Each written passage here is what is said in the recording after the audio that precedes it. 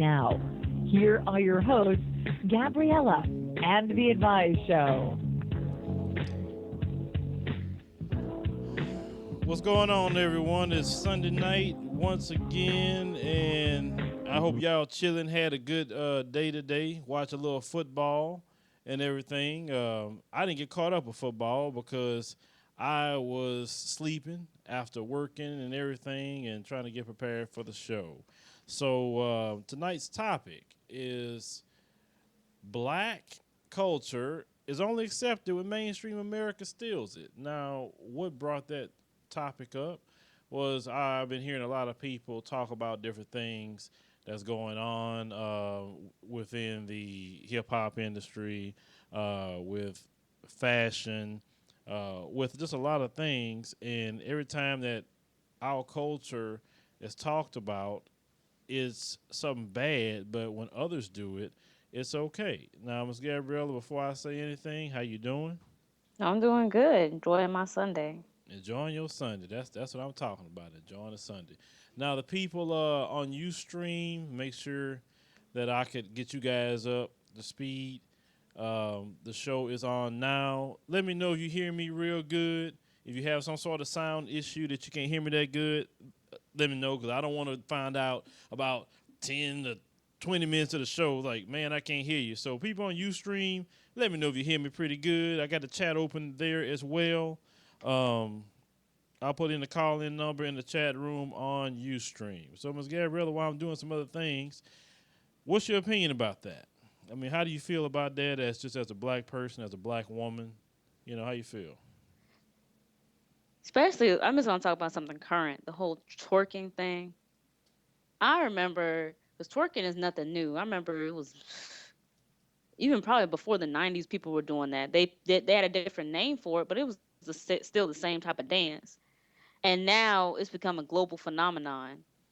And it's a shame that it was always regarded as dirty and nasty and trashy and filthy when black women were doing it. It's like, oh man, look at those nasty big butt black women. Oh, that's disgusting. But as soon as Miley Cyrus started doing it, everybody started doing it. When she did her video when she was dancing to that WAP song and Mm-hmm. she had a little bunny suit or whatever she was wearing, or unicorn, whatever animal. She was dancing around her suit, and then now everybody started doing it. Next thing you know, you have um, I'm not sure if it was Vogue or it was one of those magazines where they actually had twerking tutorials in a fashion magazine to cater towards white women. And to me, it made no sense because years ago, you would never see anything like that. But Yeah. it's strange that whenever we do something, it's always, oh, we don't like that. That's stupid. That's lame. That's boring. But then whenever the dominant society takes a hold of it and switches two or three things around about it, then all of a sudden it's trendy and edgy and cool. Like there's so many pictures where you could look up. There'll be side by side comparisons of black and white girls wearing alternative hairstyles, meaning uh, having one side of your head shaved with pink and green and all different types of colors in it. And it's edgy and cool when a white girl does it, but when a black girl does it, it's ghetto and trashy, nasty, raunchy, hood rat. And that doesn't make any sense to me. Why is it that when one side does it, is good, but then when the other side does it, oh, it's not. That's only something that the lowest of the low would do. I really don't like the double standard that comes up when this with this whole issue of racism. But I don't want to get too far. Like I don't want to say everything that I need to say before the whole show is over. Okay, well, let me go on to the next person I want to add in. Saree, be on the line. Hello, hey. Hey, how you doing? So many I'm good. people How are probably you? know who you are. If they don't know, can you introduce yourself? Well, my name is Cerebral Madness. That's my name on YouTube. And I have a channel where I talk about various issues very similar to this and, call out the hypocrisy in society. And I was listening to what she said, and it's true. Um, but the reason is because, well, white women Cerebral, give me a Their second. Cerebral, give me 1 second. You probably got to speak into your phone just a little bit louder so a lot of people can hear you. Because, we want to make sure Okay. everybody hear every word you're saying. All right, go ahead. Okay, the reason that white women are allowed to get away with things is because of society. Their reputations always stay intact no matter what they do. They can, if they do something that's considered trashy, one white woman doing it doesn't become the face of all white women. Or they consider that a phase she's going through. Many people say Miley Cyrus, oh, she can easily clean up her image after this and, go back to being the good girl. And it is sickening. It's very sickening, but it makes me sick when black men will go along with it and they will promote women like Miley Cyrus and then come down on black women. And I spoke to a black man who said the reason they do this is because they expect more from us. And that didn't make, I understand it, but it didn't make sense. Like, okay, Well, on that point about black men, well, see that point about black men, I'm gonna disagree with you on that because it's just a few dudes that's doing that. I mean, it's like I can understand if the majority was, but it's not. It's like, and the few guys that's doing it may be celebrities, maybe, but they don't represent the group. That's what I'm saying when it comes to black. That's why the same issue I had about that video I did about that chick saying that black men follow her and all this other stuff. It's just a few dudes are doing it. It's not the whole group.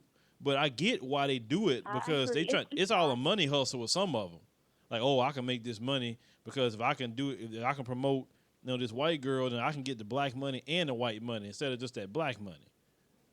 That's true. So also, white women, black women, our image has always been kind of the whore, the secret lovers, for hundreds and hundreds of years, and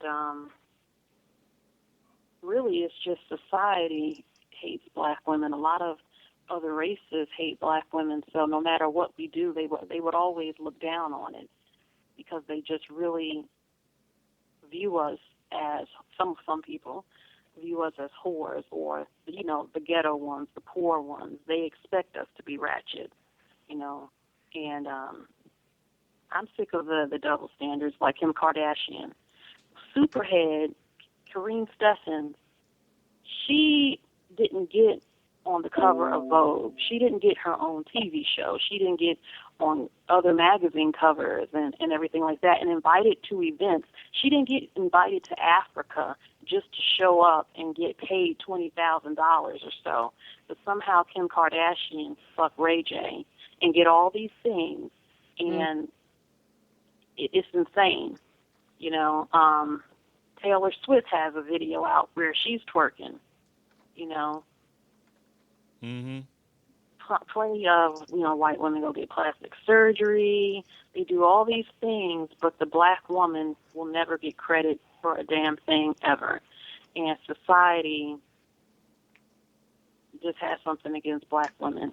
And even in a lot of these other races, their countries, anything close to black they hate, but then they love black culture. They love it, but they don't want to really be it. And they don't want to get too close to black people. They love the style, they love the slang, they love the essence of black people, but they don't want to really ever be black. Yeah, you kind of repeating what Paul, Paul Mooney, the comedian. Yes. Yeah, well, when he said everybody want to be a nigga but don't want to be a nigga. That's one of those things. It's funny that you actually brought Kim Kardashian up because you look at Kim, you have big butt. Okay, what's going on there? Ms. Gabriella, you there? Yeah. Going on. Okay, what you watching, Ms. Gabriella? Hello? Yeah, I hear you. What you got going on back there? What happened? What's going on with Kim Kardashian is she has the big butt, big hips, big lips, all the features that a black woman has. But when a black woman has it, oh, that's nothing. But when she has, oh, she's the sexiest woman in America. It's the same thing with Iggy Azalea. She bought her butt too. Mhm. It's just Everybody is it's just amazing to me because they would praising always her and say stuff like that, and it's just amazing because they always used to say back in the day, oh, the black women, those big butts, they're nasty, and those big old lips, and they'll make yeah, just a caricatures, few years ago. you know. Just a few years ago, everybody knows no woman wanted, hips and an ass. They thought it was fat and everything. And black men made the black woman's body celebrated in society. Now everybody wants it. And you have a lot of white women who are getting surgeries to look black or mixed with black to go and, get rich black men in sports or in any field who's rich, and trying to appeal to him by getting the figures that they love in their own women. But because they're white, they're put on a higher level than black women, just for being white, really, which shows how racist this country really still is, but will never admit. Okay, well, I'm going to go ahead just start taking calls. You guys that's calling in tonight, like I said, just speak your piece, and then we'll continue to move on. Like I said, we'll be on 3 hours. So let's go to the first call here. Well, let me see if I can hit this button. Okay, area code 281, you're on the show. What's your name? Hello. Hello, what's your name? Hello. Chester, it's me again. Okay, Chester. What's on your mind, Chester? Huh? What's on your mind about the topic? Oh, okay. So I'm, based off what other people said, I'm guessing what we're trying to say here is that, when, you guys say that, when white people do it, it's more popular, but when, black people do it, it's less popular, or it's not as known. Do we have any proofs to back this up? Do you ladies want to take over? Because I ain't got to say nothing.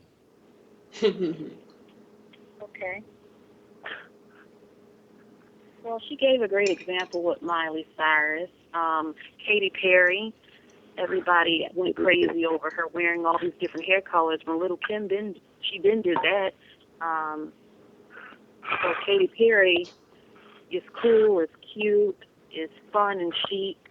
A black woman does it, it's ratchet as fuck. I constantly have to hear men complain, why are they wearing all that purple hair? K. Michelle, take that blue hair out. Oh man, what's wrong with them? But you have Gwen Stefani dyeing the hair pink, Katy Perry. You have countless other white women, Demi Lovato, she's white Hispanic, who does it. This is like the previous caller said, is trendy and cute and stylish. With a black woman, that's some ghetto shit. Justin Bieber, who else can I give? A lot of people like Eminem, but I don't really care for him. No, he's not a good example for me to use on him on this. Who else can I name? Okay, I think I get the point now. Okay, so to answer your question, why black culture is not accepted or as much, it could be for a number of, I think one of the main reasons is because media, they look at other people as more popular, I guess it depends on the body style or how the way people act or how they look. I'm guessing, let's see, Jesus. I'm guessing the way the media perceives culture, back in the early 1990s, we had those big successful rappers like Ice Cube and all those other rappers. The media portrayed them to be very successful. They were popular back then, and black culture was very popular back in the early 90s. But nowadays, so wait a minute, you saying that? Hold on, I gotta stop you right there because you're wrong. So you're saying that when they was talking about Ice Cube, NWA, and all this stuff, they were popular? Wait, in the 1990s, weren't they? Within, I'm gonna say, because I seen all the evolution of rap for the most part.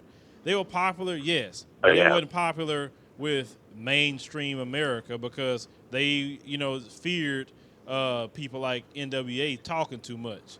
And you didn't see NWA on billboards. You didn't see NWA on Sprite commercials. You didn't see NWA talking about cell phones or all these major endorsements. You didn't see that. People like Snoop, all the other ones were back in Tupac, all of them. But what he's saying is, when I'm mentioning this, I'm not talking about the individuals like, let's say like Iggy Azalea.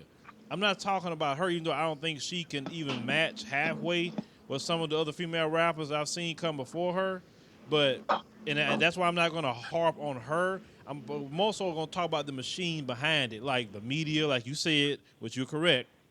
The media has a lot to do with it.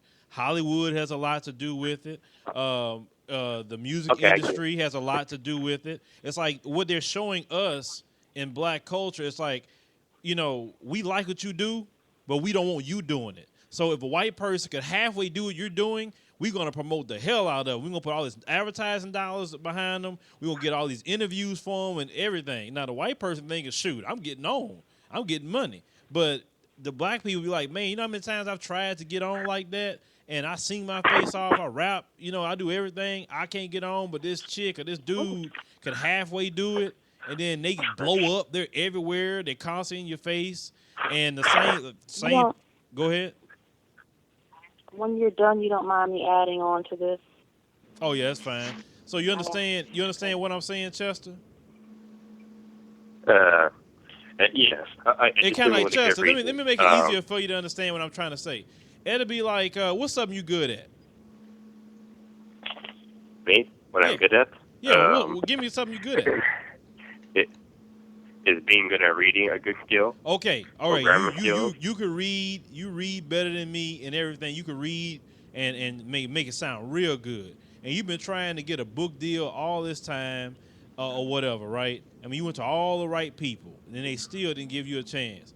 I can halfway read on a third grade education level. Let's say that low, and they making a big deal out of me because I'm black. You can read a whole lot better than me, but yet just because I'm black and I maybe can halfway read like you, they're gonna put my book in every bookstore, all on Amazon, whatever, and I'm just being, just blown up just because I can halfway do what you could do, but I'm black.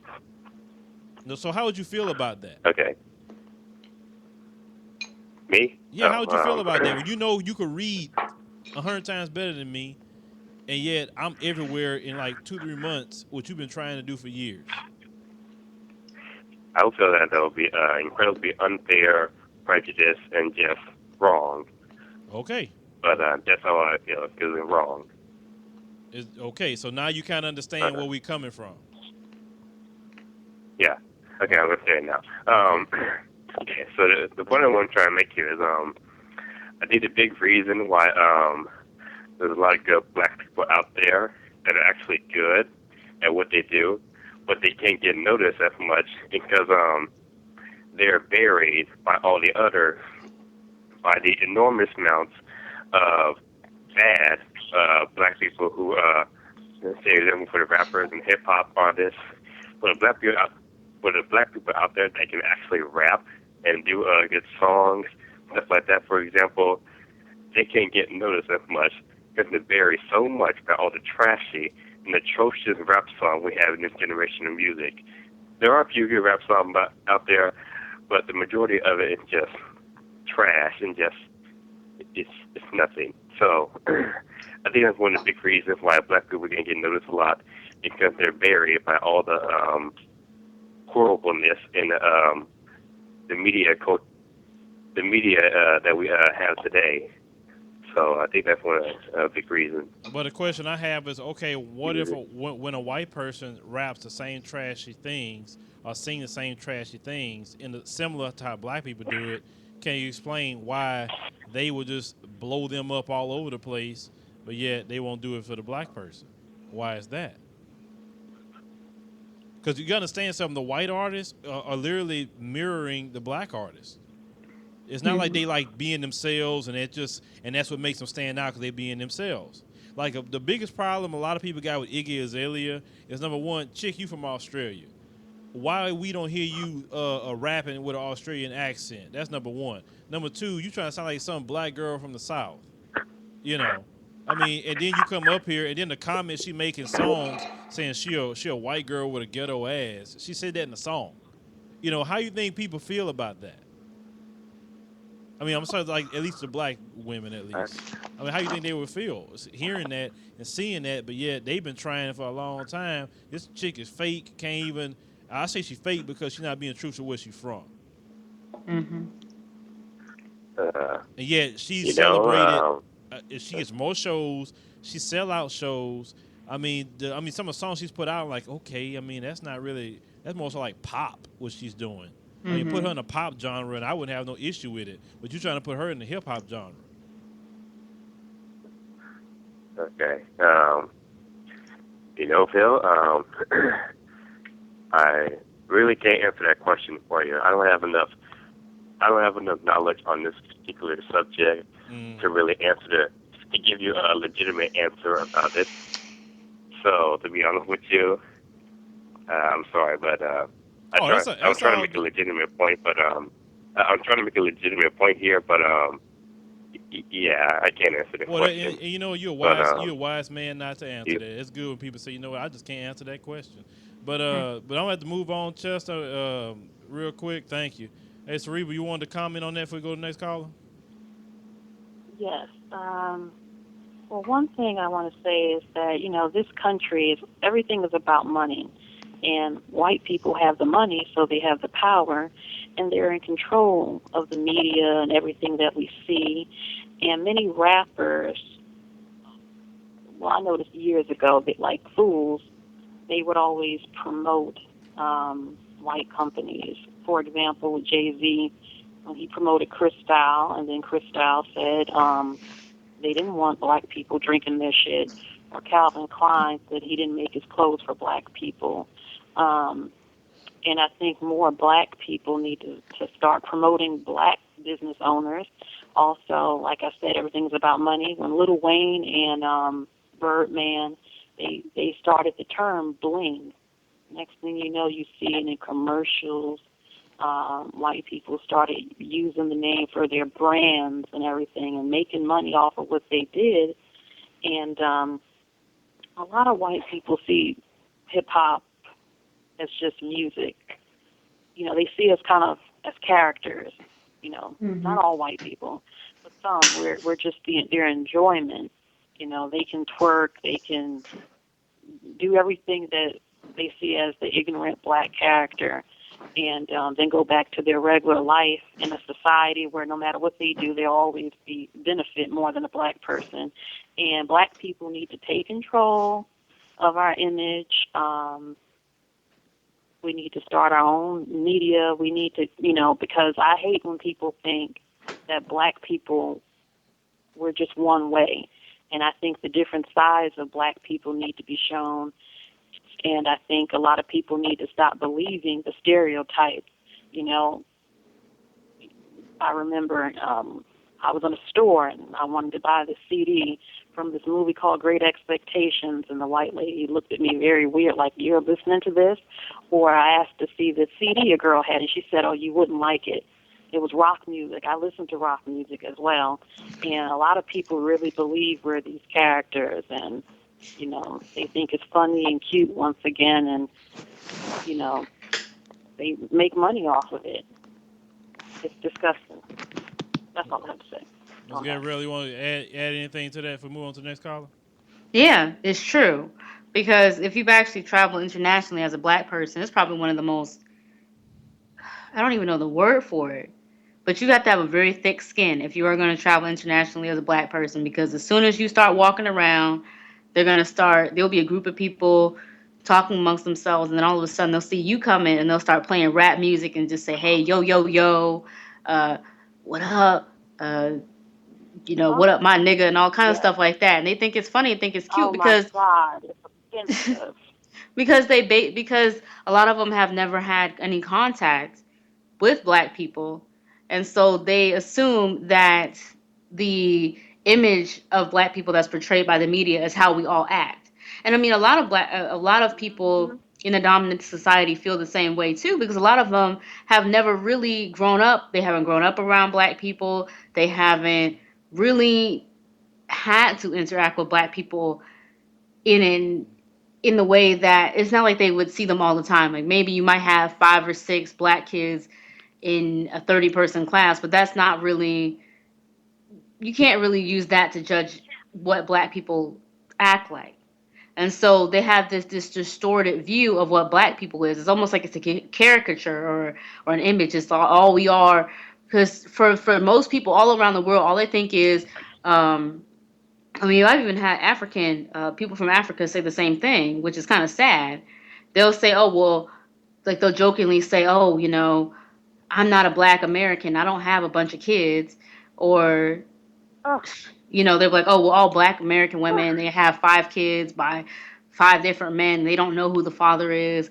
Or, all black men can't speak English correctly. They say, "Oh, what up, my nigga," and all $50. Like they can't speak English, and they'll say, "Oh, well, all black men have gold teeth and do rag and tattoos and the wife beater," and they base it all on things that mhm. they see in rap videos and things like that, which is a shame because I mean we can't, because if we were to use, because if black people use the same type of lens to view white people, we would think that, oh well, all based on the news reports, all white people have sex with children and dogs and are pedophiles and murderers. Is that really how people want to be viewed? No, nobody wants to be viewed that way, but it seems like with black people, no matter whatever we do, it sticks like a rat on a glue trap. We can't shake it no matter what we do. Yes, We could become, no, a doctor from Harvard or something like that, Yale, whatever, Ivy League. But And you'll no still matter, be getting pulled over. you still be getting bothered. You still be oh, well, I remember back in the day, you used to, be a thug on the street. I'm not that no more. I got a PhD from yeah, Harvard. Like, why are you still talking about that? Yeah, but I remember this. And you will never let that go. So, anyway, let me move on to the next call. I can talk about that yeah. mess all day Oh, long. oh, Uh, Lord, I want to say one more thing. Area code 912, you on the show. Hey, brother, it's Harvey. Oh, hey, Harvey, how you doing? How pretty yourself? Good evening to your guest and Miss Gabrielle. How you doing? I'm doing fine, Um, thank you. Oh, hello. Oh, you know, I think we have to look at from a historical standpoint. What the so-called dominant has been doing, they've been doing it for hundreds of years. I think our issue as black people is that we create something, then as soon as they latch onto it, we give it up. We run away from it. I mean, look at all the music we created, the intellectual property that we've created, the advancements of science. A lot of us don't know our history, so they prey on us to do these things.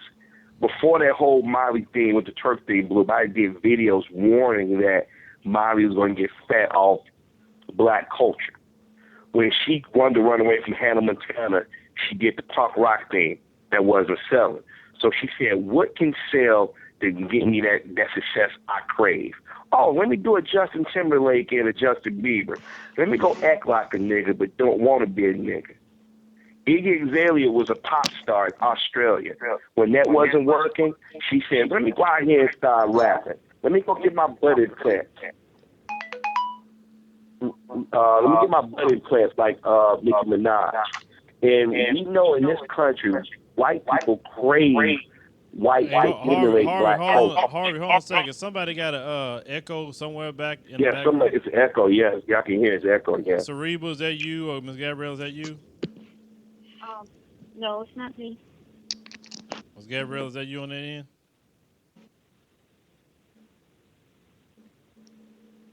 All right, go ahead, Harvey. Yeah. I mean, look at Eminem. When Dr. Dre elevated him, it was a niche because we know that Vanilla Ice didn't make it. So to have another white guy come out and attempt it, and have a black guy prop him up, they gave him that name, that recognition. And within 5 years, they called him the greatest of all time, which is laughable. He talked about killing his mother, his wife, and not one time did any woman come out and say that he's a domestic abuser. But you'll paint black male artists as violent. You know, we keep talking about Kim Kardashian and stuff, but we shouldn't even bring her up because we should talk about she was the original one. Everybody talked about J-Lo, but like they never seen a woman with a wide hips and a big behind before. J-Lo said nigger. Remember, J-Lo made a song Niggers because Ja Rule wrote it. And when people in the black community complained about it, the rappers came out and defended her. So we got to look at some of our people who have sold out and sold our communities out. But you know what, Harvey? Let me answer that real quick, speaking Harvey. about that, I'm sorry. No, go ahead, Ms. Gabrielle.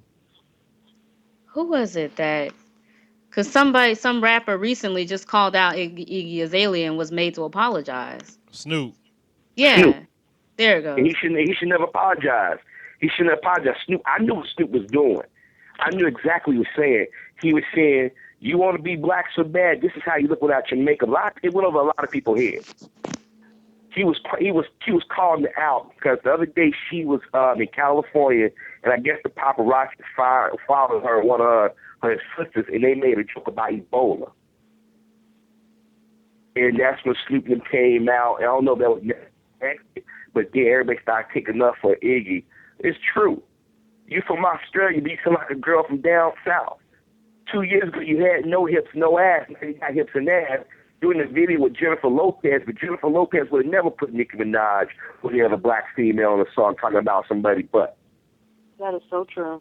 Yes. See, we need to stop. We need to stop looking at each other because when we talk about Southern now or our culture, the first thing we do is all blacks. I've done videos about this on YouTube about black houses being a bunch of coons. We got to hold ourselves for them. They bought. They're going to do what they're going to do. We don't have to buy. We have money in our community. We have the power of the dollar. When black folks was complaining about Miley Cyrus running on white folk last year, white folks said, oh, we can't do another white woman with niggers. All of a sudden, Gloria Steinem now talking about Miley Cyrus is empowering women. How is she empowering women by simulating like she's giving head on stage? But Nicki Minaj is a whore? Now, I'm not a fan of Nicki Minaj, but how can you have one set of rules? Macklemore, those guys was promoting gay lifestyle and all kinds of insulting the black community, but they won all kinds of awards. And then black folks get mad, but we sit back, we give them props. We give them cover. But take Justin Bieber, how he's been acting like an idiot for the last 5 or 6 years. 2011, the TMZ gave him a cover when he heard him making jokes about blacks, talking about he wanted to kill niggers.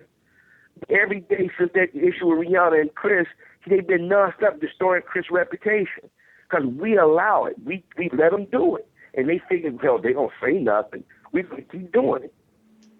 Yep. It is. They won't call Michael Jackson the king of music. They call him the king of pop. But they call Elvis the king of rock and roll. When Little Richard and Chuck Berry and the Fat Domino created rock and roll. Elvis only imitated what we saw black people do. Mm-hmm. He also didn't like black people. Go ahead, Cerebral. Oh, Elvis also didn't like black people. Mm-hmm. And but see, add that in. Yeah, and when nobody in the black community pushed back on it. I mean, let me tell you something. If black folks stop creating stuff and then walking away from it, whites wouldn't feel the need to steal stuff. I'm gonna tell you something. Yeah. If you ask black kids today who created rock and roll, they'll say white folk did it. If you actually created jazz and blues, they say white folk did it. They didn't create this musical genre. Yeah, ask about country too. They'll think white people created country music. And country, yeah, country. No, they just that's nothing but blues. That's nothing but blues and jazz, a mixture of blues and jazz that they tried to end that called honky tonk that they turned into country. They think they slick. See, we don't know our history. See, we arguing among each other. Look, let me tell you something. Brothers don't be looking at Iggy and Miley. We look at them like they jokes. Matter of fact, a lot of black men that I know is deeply offended looking at Iggy because all of a sudden you was popping up Nicki Minaj when she was on stage acting like a fool, saying that's acceptable. But once Nicki said, nah, I ain't going to do that no more, now push it back to the black community. You got her white replacement. And to me, that's insulting. Like I said, Jennifer Lopez did not get a black woman to perform in music videos doing the compared contrast. They go get somebody with a phony hips and a phony behind, and they talking about how sexy it is. We out here attacking Kim Kardashian, but Amber Rose, they ain't call her no slut. They didn't call she's white. Oh, that's right, she's white. See, it's misdirection. Go ahead, I'm sorry. Sorry. Amber Rose, yes. It's sickening, black people. I heard she's half African or whatever, Cape Verdean or whatever. But black people really embraced her. And I noticed, black women with bald heads get called bald-headed. I mean, that was not something that black people liked. All of a sudden, she came out. Everyone loves it. She landed a magazine cover in a big magazine that a black woman would never get. Also, Lord, I can't even think straight right now. Like what you said before, it's true that many black people, we don't protect our culture, our heritage, and really what they're doing is infiltrating it. So there won't be a need for black people really to sing R&B. You have, what's that woman from England, Adele. There won't be a need. But have you ever seen a black Taylor Swift? They don't promote. Not gonna happen. There's not gonna happen.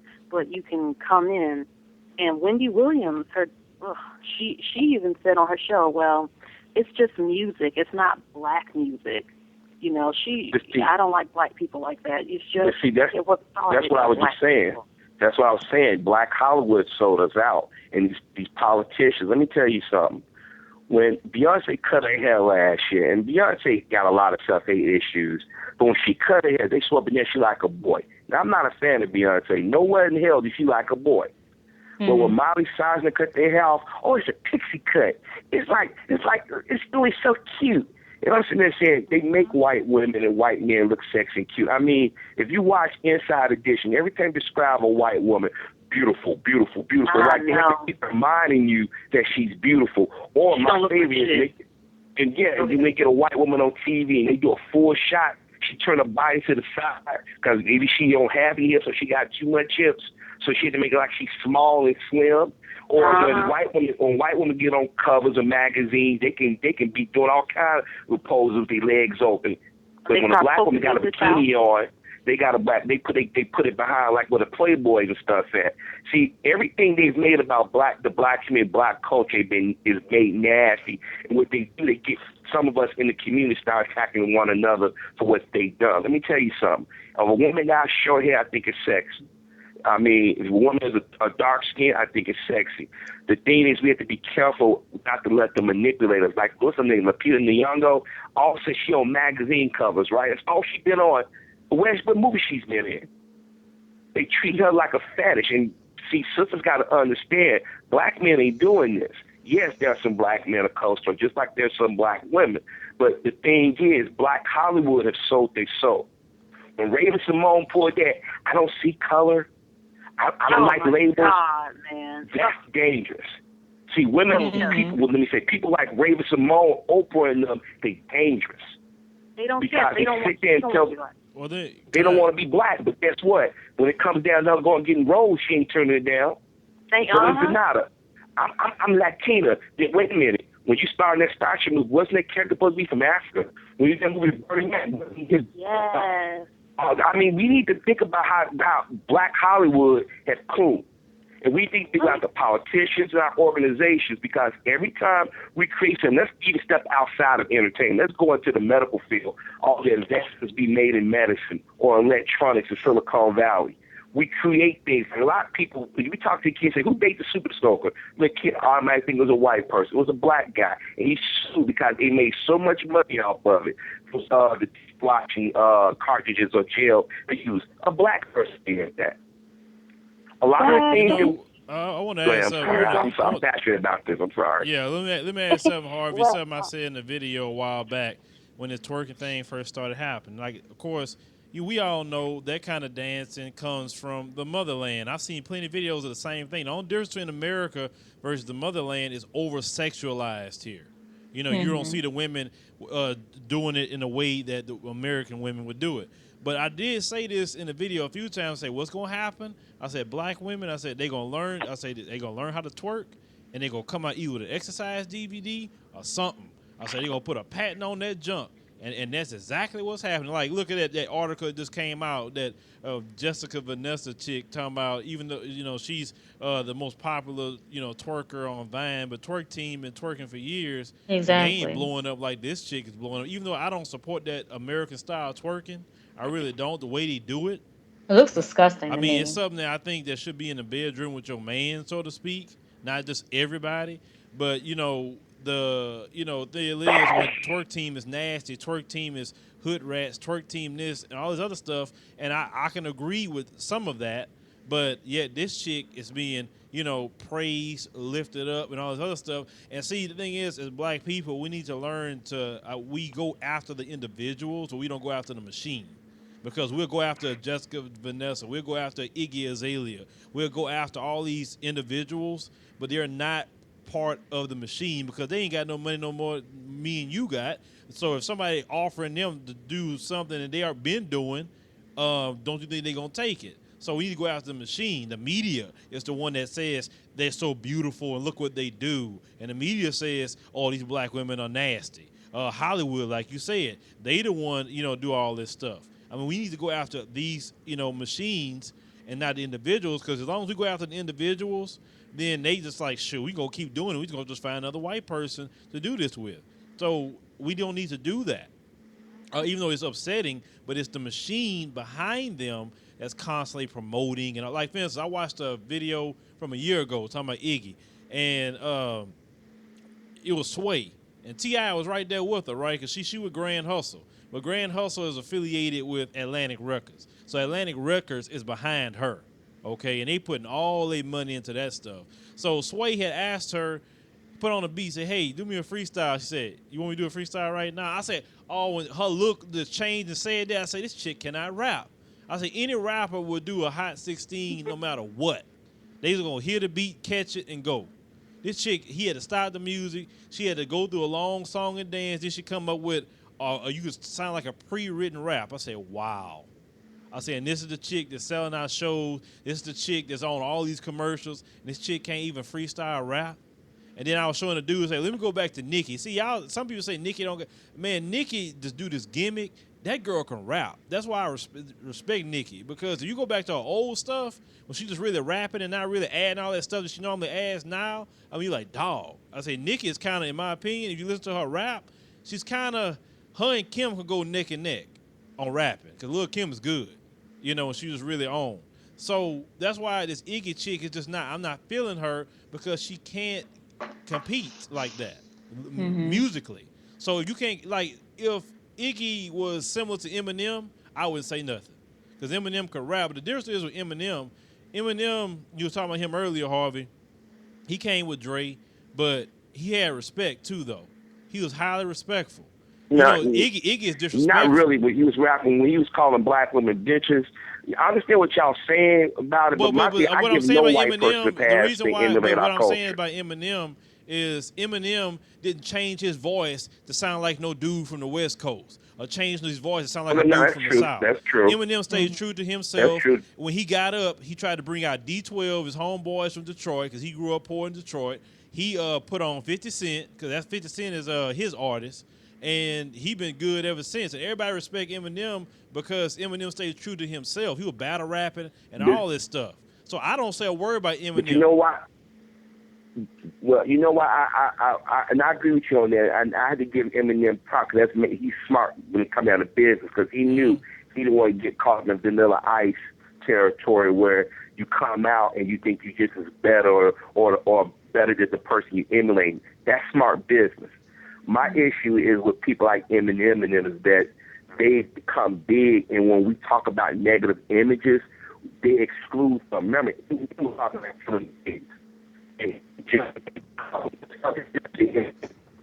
never hear anybody talk about Eminem when they doing stories about rap. You know what I mean? Eminem called black women bitches. Do you think a black rapper would call a Jewish woman a kike or exploit her in music videos? No way. See, my problem is we give one a pass and everybody runs for the floodgates. Justin Timberlake, I can't stand him. This dude was a boy band. He should have been watching the rest of his bandmates. He said, I want to stay rich and popular. But white America won't take me serious. So I had to go get me a Negro producer, which is Timberland. Janet Jackson gave him cover. He got there. He ripped her blouse, left her hanging. When the black community saw that, we should say, wait a minute, you on stage performing with Janet Jackson when most brothers would have given one of their balls to get next to her, and you going to leave her hanging? We should have ostracized him real quick. Justin Bieber come along. He gets in trouble. They blame his black friends. Not blaming mommy and daddy. But better believe when Chris Brown get in trouble, well, his mother and father was bad influence. Not one time have I heard them blame his family about the things he's done or people around him. When Usher went and discovered Justin Bieber gave him like, I would have been big without Usher. That's what he said on that deposition.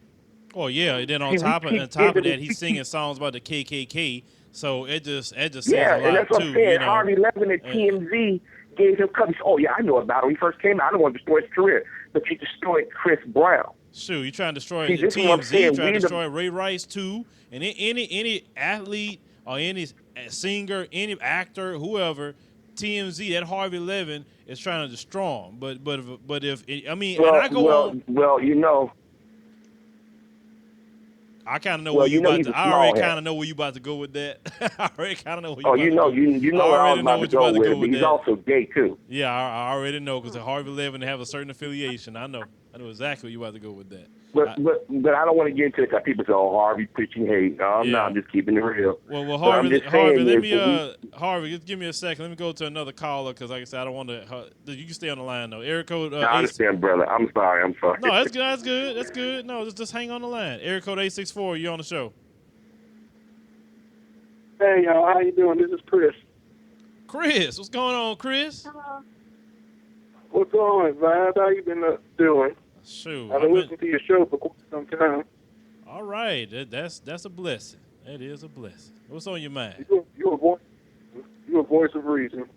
But Oh well, I'm give one you of them. I'm reason not the voice of white reason. rappers that y'all got. Go ahead. No, so speak your mind, man. You Go got the ahead. flow. Speak your mind. Yeah, but I can give you a list of the white rappers that try to make it. But first, it was Vanilla Ice that started the white rap community. Actually, I would give Remember more that? credit to Beastie Boys. Vanilla Ice and then Eminem Vanilla Ice and was a Justin joke. Bieber. He was a joke, yeah. He did that Ice Ice Baby. That was a one-hit wonder. Because like I said, Beastie Boys came around with Def Jam. Yeah, I remember when their first album came out. I mean, actual album came out under Def Jam. And black people had no issue with Beastie Boys either because Beastie Boys was being themselves. They wasn't trying to, be disrespectful. They was with, Russell Simmons and all them and Rick Rubin over there at Def Jam. So it was okay. See, a lot of people think that black people got an issue with white rappers. We don't. Just stay authentic to yourself and be you and just have some, respect. That's it. Don't come in here being disrespectful. But the thing about people like Nicki Minaj and Rihanna and Miley Cyrus, they when they first started in the entertainment business, they were okay. But when things didn't go their way, they started becoming attention whores. Oh, they all do. But see, you know what? To think about it, a black woman has to try a lot more to be attention or get more attention, and she has to be more out there than let's say like a white chick would have to do. She don't have to do all that to get attention. But a black girl got to be extremely sexy. Look at Beyonce. Beyonce is sad to me. Look at Beyonce. In order for Beyonce to stay relevant, she's walking around half naked in these little leotards she's wearing. And I'm like, girl, look, you got a kid. Your husband, got at least $500 million. You got money. Why are you doing that? You made already. You ain't got to make another album for the rest of your doggone life, Beyonce. You could just But she chill. knows that even if she was to tone it down, she wouldn't stay the household name that she is. Right, can I say this, y'all? Since the Beyonce incident, I hate to say his name, Bill O'Reilly, he started that Beyonce is a bad influence to children. Okay, but you can't say Yeah, that but about Amy Winehouse. You can't say Miley that about Lindsay Cyrus. Lohan. I mean, how many other white female celebrities are strung out on drugs? Why can't you list them instead of listing the first black person you can think of? Right, and Amanda Bynes, look at her. She just getting all the attention. She's just a jealous actor that she always got on Rihanna and tweeted on her some dirty stuff. And then they had a little war, Rihanna and Amanda Bynes. You know why Amanda Bynes thinking like she crazy. Let me tell you what happened. When Amanda Bynes about 4 or 5 years ago tweeted that she liked black men, White Hollywood stopped calling her. So she had to pull a Britney Spears. I ain't buying it. Once she said she liked black men, she was done. And being a so-called Jewish woman, I ain't buying it. She's looking for attention right now. Yeah. And she said Rihanna was trying to look white, but now Amanda Bynes went and plumped her lips up. I think she got an ass shot or something. She's trying to look like Black China, his ex-girlfriend. Uh-huh. You know. And another thing, they use all this domestic violence as publicity stuff, like Rihanna. Like Chris Brown beat up Rihanna. That's a publicity stunt. They both were wrong. They both were wrong. I don't care what anybody say. They both put their hands on each other. Rihanna and Chris like they was going to get together. Y'all remember that video and that picture of them on a jet ski? Who yelled the loudest? White women. Y'all black men beating up on these black women and everything. And some of our sisters fell for it. But when white guys beat on their wives, white women don't go out there and throw them under the bus. And I'm pretty sure that white guys beating their wives up in the NFL and Major League Baseball and so forth. When did Rihanna throw him under the bus? She never threw him under the bus. No, she did. She did for about a good 2 years. Yes, she did. When she made that video. Yes, she did. I'm telling y'all, sisters, I've been doing videos for a long time about this, and I warned about at some point they're going to get tired of Rihanna. You see what CBS did to her. She thought her theme was going to play for the Thursday Night Football. They used what happened to Ray Rice as an excuse. They don't need Rihanna no more. Yeah, they Rihanna used her. sold out. Rihanna sold out. She was kitchen whore number 3. And along with Nicki Minaj, because Rihanna, every time I hear her on the radio, I just turn it off because they're annoying. And whatever happened to good music, like James Brown, like Kelly Price, like I'm trying to think, Mariah Carey. Let me tell you this: Mariah Carey and Nicki Minaj, American Idol, that blew out of proportion. But they showed Nicki Minaj that you can't even go against the Golden Mulatto. See, when Mariah Carey started whining to the people at Fox, they said, okay, Nikki, you done got out of place. We're going to put you back in your place. That's why Nikki Harry made her ran back to the blacksmiths. Why she took the wigs out of their hair and started rapping. That's why I got mixed feelings about Nikki. If she has talent, I give her that. But you can't go along with the machine for 4 or 5 years making black women look bad in public. Then now when the white girl, they found a replacement for it, now they're talking about racism. You look like a hypocrite. That's why. That's why Raven. I mean, you have to be honest. When last year, Miley Cyrus made more money than Beyonce. Now, I don't know how she pulled that hat trick off because nobody was talking about Miley at the beginning of last year. They just started talking about Miley to sometime this year. So how did she pull out $57 million last year? The same white women was telling black women that your black man is your enemy. When black men was out there criticizing Miley Cyrus last year, white women started telling black folks to shut up. See, the problem is they come in, they divide us, and we start arguing amongst each other while they sit back and laugh. Like, look at them fools argue. Like Divisive said earlier, instead of going after these rappers, go after these corporations. Do you think if blacks own a rap company and we promote, okay, you guys, to be edge, let's go out there and talk about gooks and japs and stuff. These organizations have been on us a long time ago. For 25 years, we allowed this to go on, and then the excuse they told black rappers or entertainers say it's a term of endearment. No, say you're taking the power back. So now you got a generation of blacks using an excuse. Why do you say nigger? Well, we're taking the power back. That's a lot of things I want to take power back. Nigger ain't one of them. I know, because they're going to call you that regardless. I'll give you these names of the slurs that's been in domestic violence. And one of them is Diane Lane, and other one is Josh Wood, Halle Berry, Madonna, Mariah Carey, Rihanna, Bobby Brown and Whitney Houston, and Pamela Anderson, Phil Hartman, Tina Turner, Tina and Ike Turner. That's very infamous.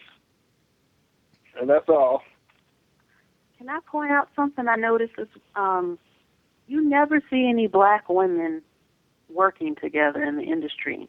They always talk shit about each other, like they hate Carrie Hilson or fuck Sierra. And you don't see white country singers or any of them doing that. But yet the black singers, all of a sudden, they can't work together or do anything.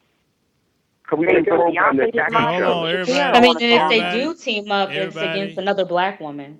That's what I've seen. Hold on a second, Ms. Gabrielle. Everybody, one at a time, please.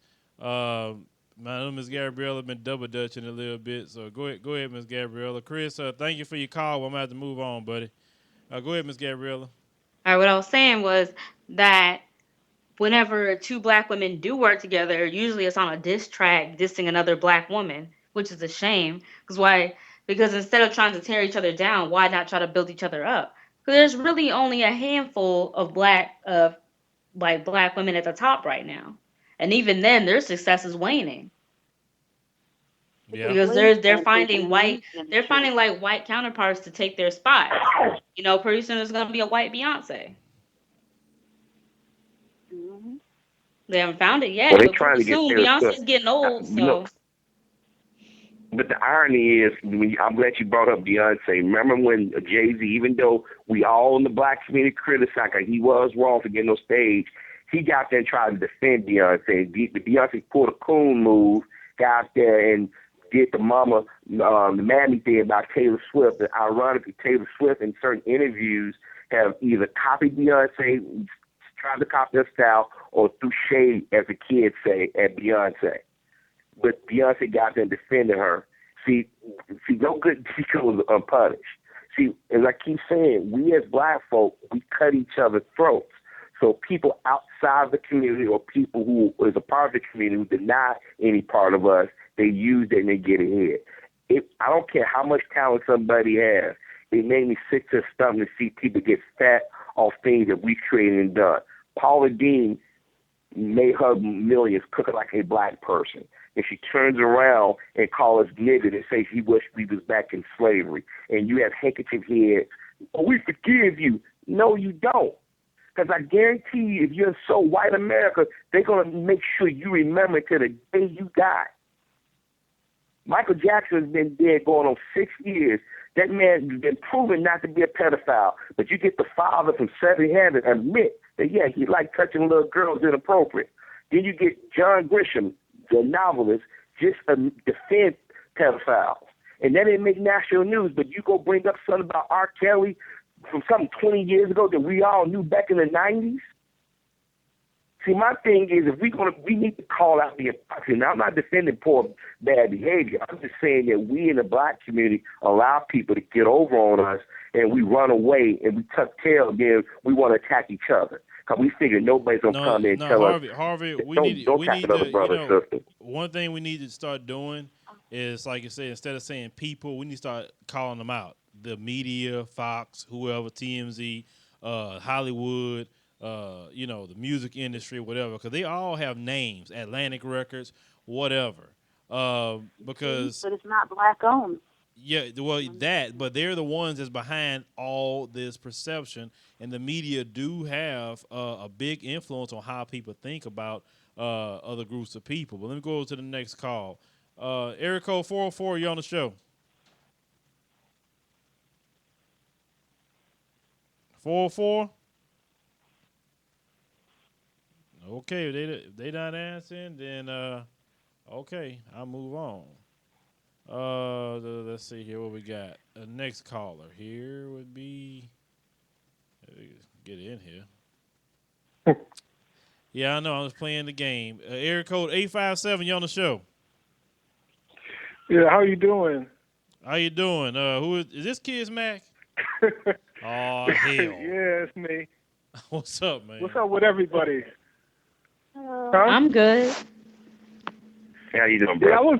Yeah. What's up, Harvey Superboy? You don't respond to me no more when I talk. Brother, I try to respond to everybody, but I get so many comments now. It's kind of I apologize. No, I think I understand why you don't, but I never addressed it. But I understand. Now, whatever happened between me and you, that's the past, brother. I forgot about that. Whatever words we had disagreed, but that's not it. No, I left that. If that's the case, man, I would have kept blocking. Okay. Yeah, thanks. But yeah, you was talking about how people emulate black folks and use it to their own advantage.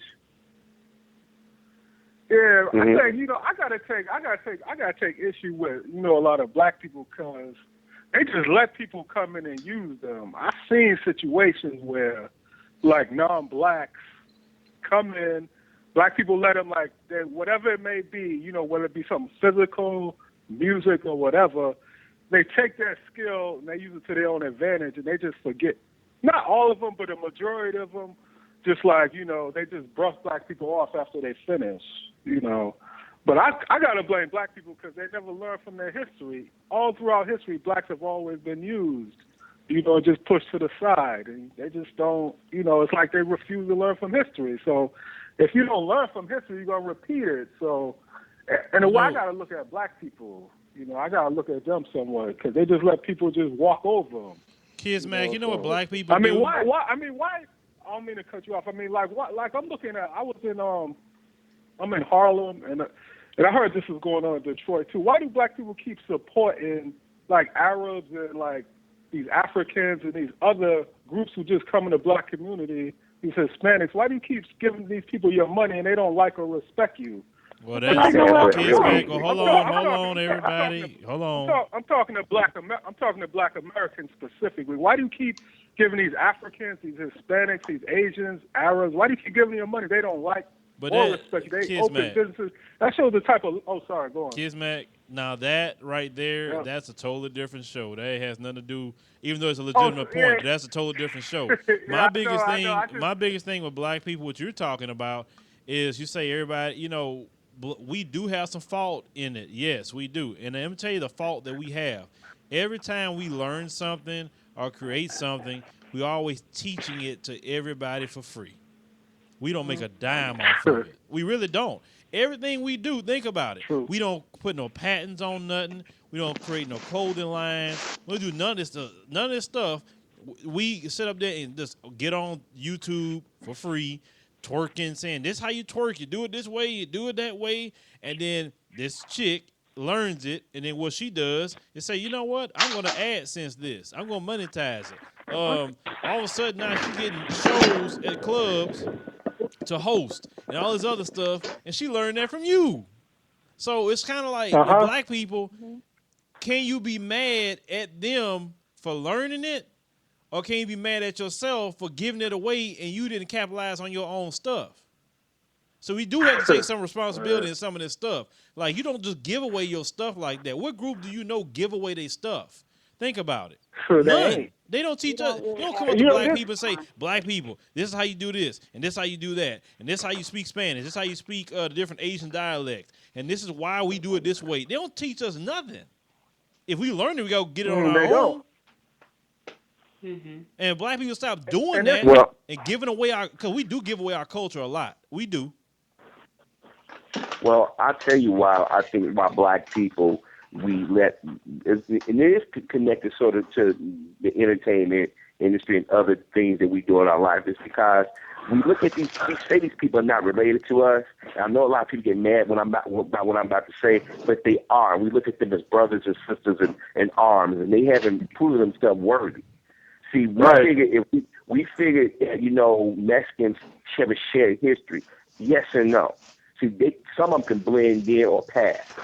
See, right now, the Democratic Party basically told blacks the last 6 years, We don't need you no more. We don't need you for those midterm elections to keep us in office. But we're going to go look at the Hispanics now because they know how to pool their money together. See, we haven't learned to pool our money together. We haven't learned to be stingy. We haven't learned to be cutthroat. We shall overcome God bless America, kumbaya stuff.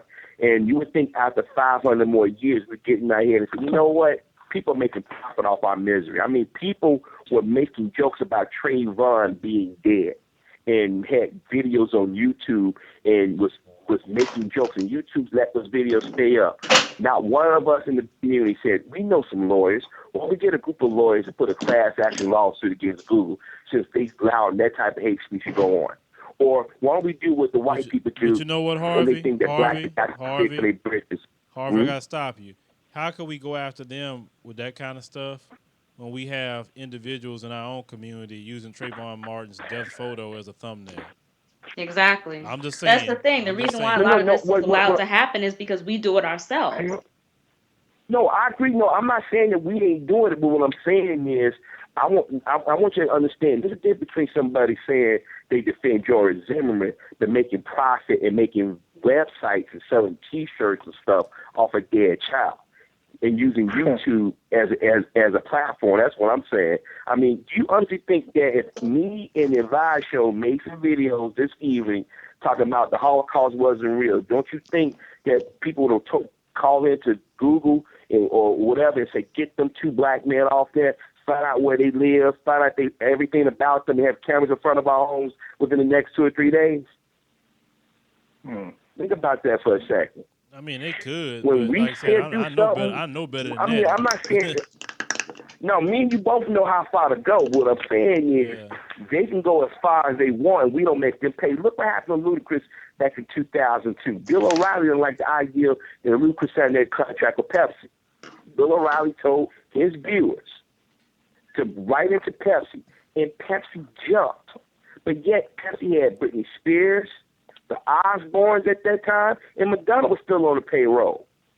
But yet Ludacris, which to me, he ain't really did nothing that made you go, ooh, man, ban him.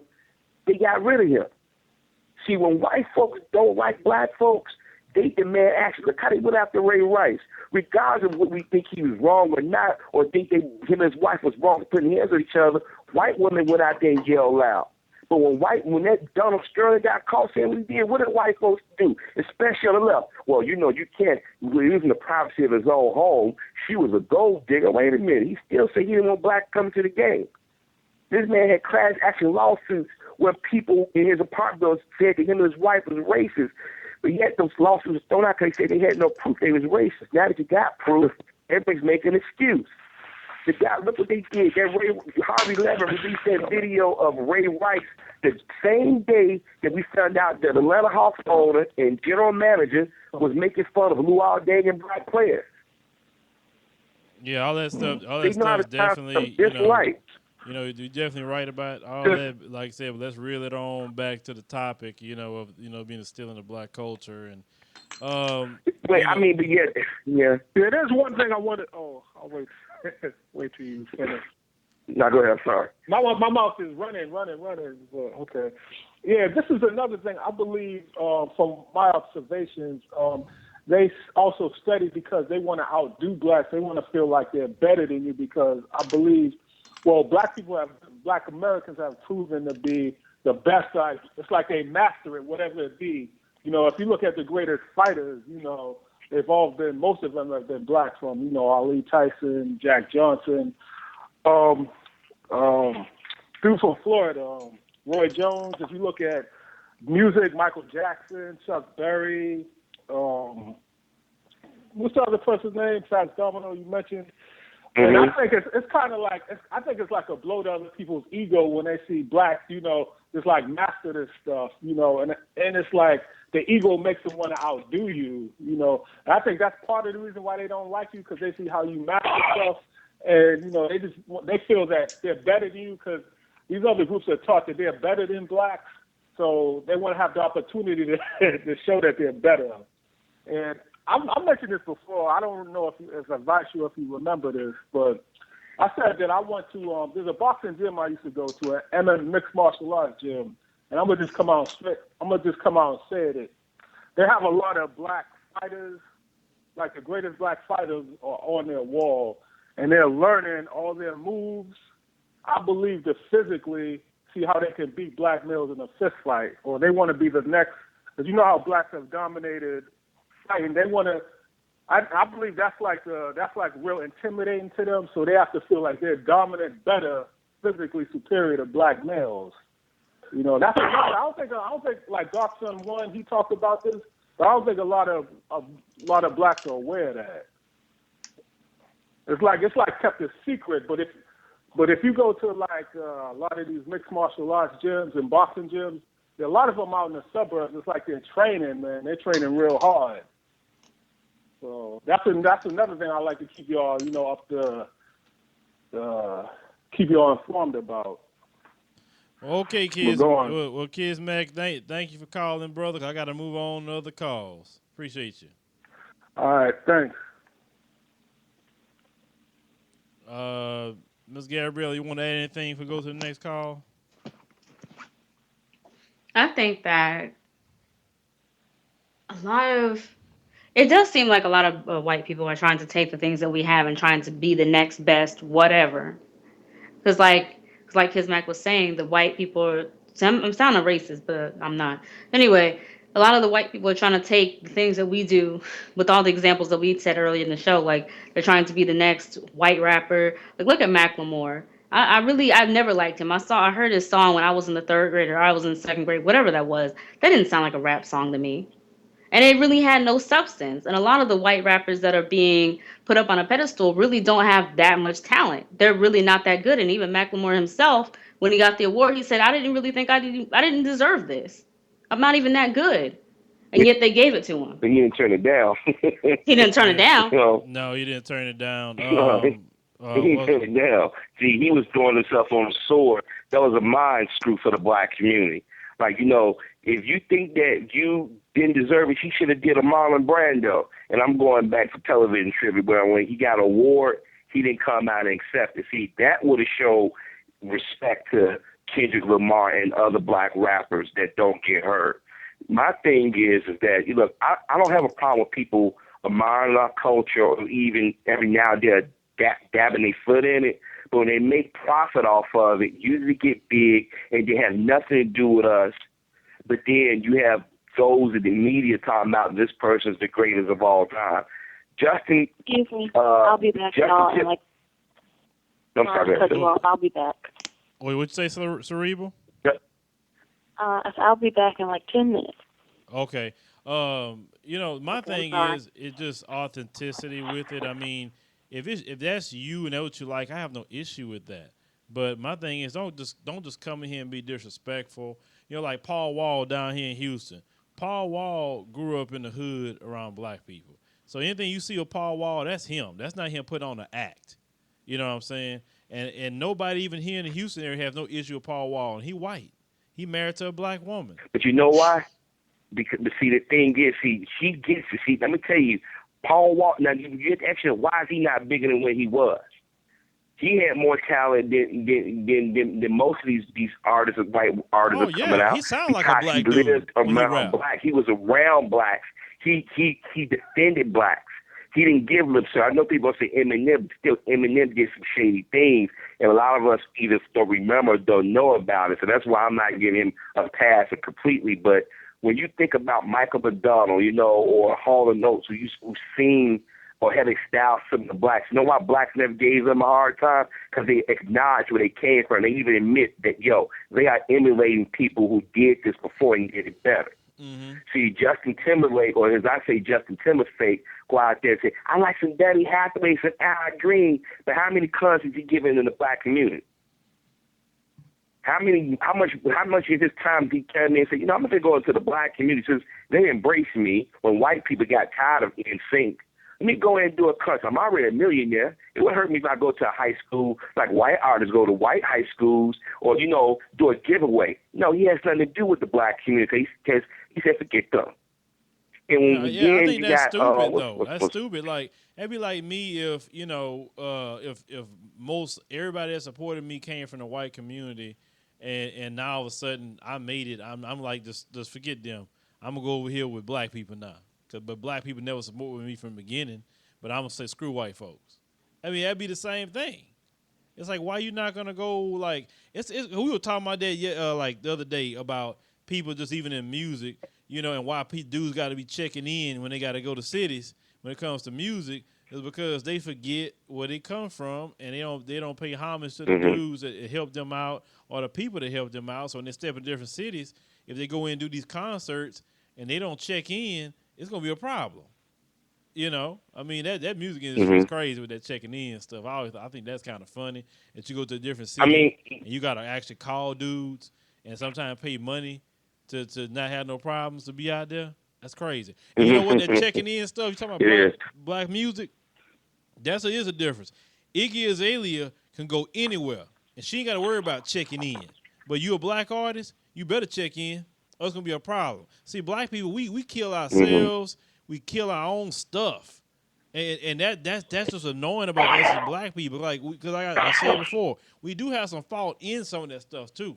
They just not swooping in and taking it all. Either we teaching it, or we not even allowing ourselves, like you say, to come together musically or come together or whatever to, like you say, do some features. Like instead of like Lil Kim and Nicki Minaj beefing like they beef all the time, why don't they do a song together? Like and show like look. I come from the 90s era, let's do a song together. I think it'd be cool. And I mean, cause you're right, black women don't get together for nothing, and brothers either, cause black men, we so doggone jealous of each other. That's why if you think about it, if you become successful, you gonna notice your black friends gonna get real thin. Not because you just all of a sudden you're Uncle Ruckus, but because like, it's too much jealousy within our culture. And that's what gets on my nerves. Like I'll give you an example, brother. You're taking your channel to the next level, and I'm proud of you. I'm glad you getting out there, you being successful, you got what you're going. Because when I look at it, man, this channel look all professional. I want to get to that point one day. I don't look at you as an enemy or something jealous because I'm mature enough to be comfortable with myself. You know what I mean?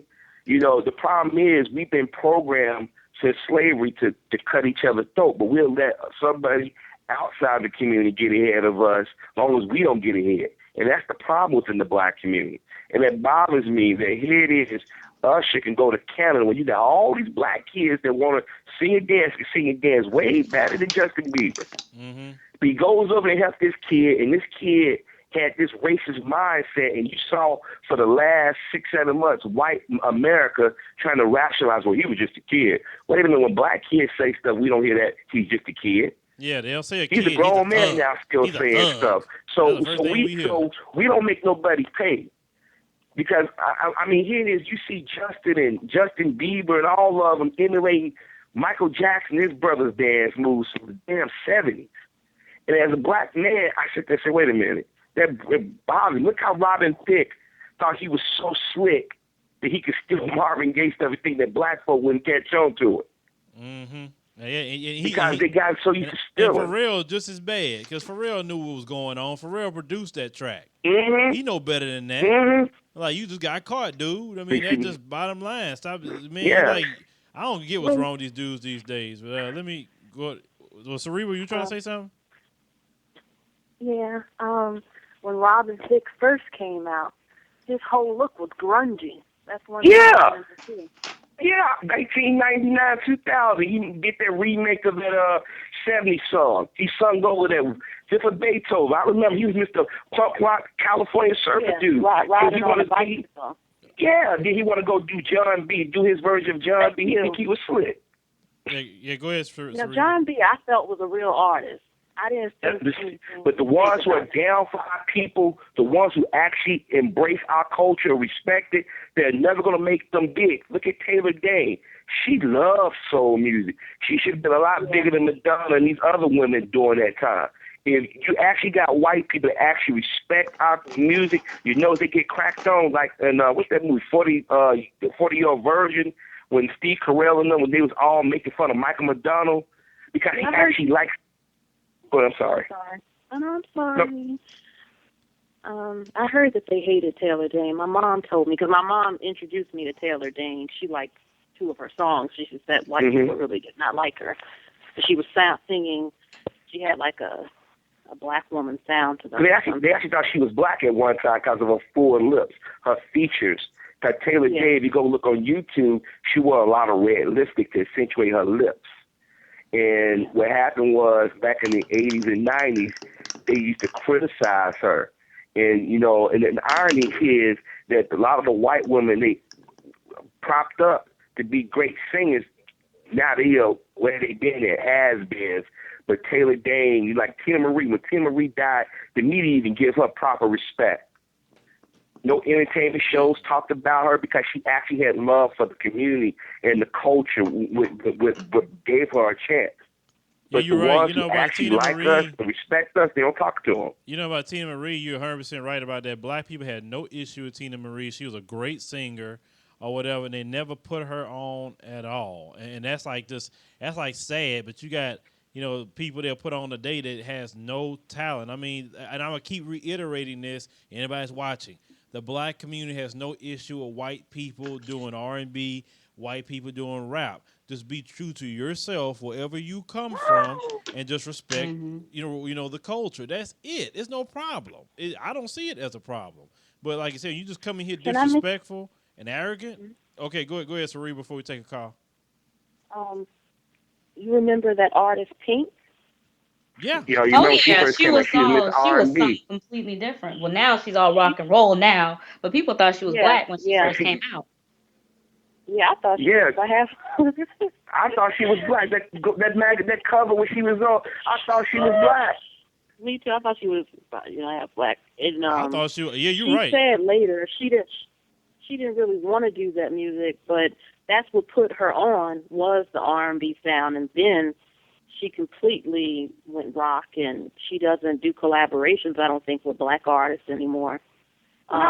She made a song this in L.A. Said L.A. tried to make me into a pop star. Some lyric basically told him in the song that she didn't want to sing nigga music. Are you serious? Yeah. What's that? I can't think of the name of the song. She said L.A. told me you are. I can't remember the lyrics. I remember. I'm like, you let Patti LaBelle and Maya and them prop your ass up and Lil' Kim. Then you turn around a few months later and talk about you didn't want to sing that, but he did a story about her. That's all she was singing was hip hop and R&B. And then now all of a sudden, that's what bothers me about people like that. You like what's his name? Kid Rock. He wanted to be a rapper at one time, but when that black girl broke his heart and he knew that he couldn't get it because Limp Bizkit had that white boy rapping sold up, he changed over to rock. They do this all the time. I guess we forget about this stuff. I remember all you this. know what, though? You brought up something. No. No, go ahead, Saree, before I say something. I'm sorry. I'm not trying to cut y'all off. I just try to figure out when it's a good time to speak. J-Lo, there are a couple of things I wrote down that I didn't get a chance to say. J-Lo also, when the whole saying the N-word, when I first heard about it, I wasn't upset because, I'm from New York and Hispanics and black people, at least the area I lived in, live together. And I don't say the N-word, but I know that it's a street term.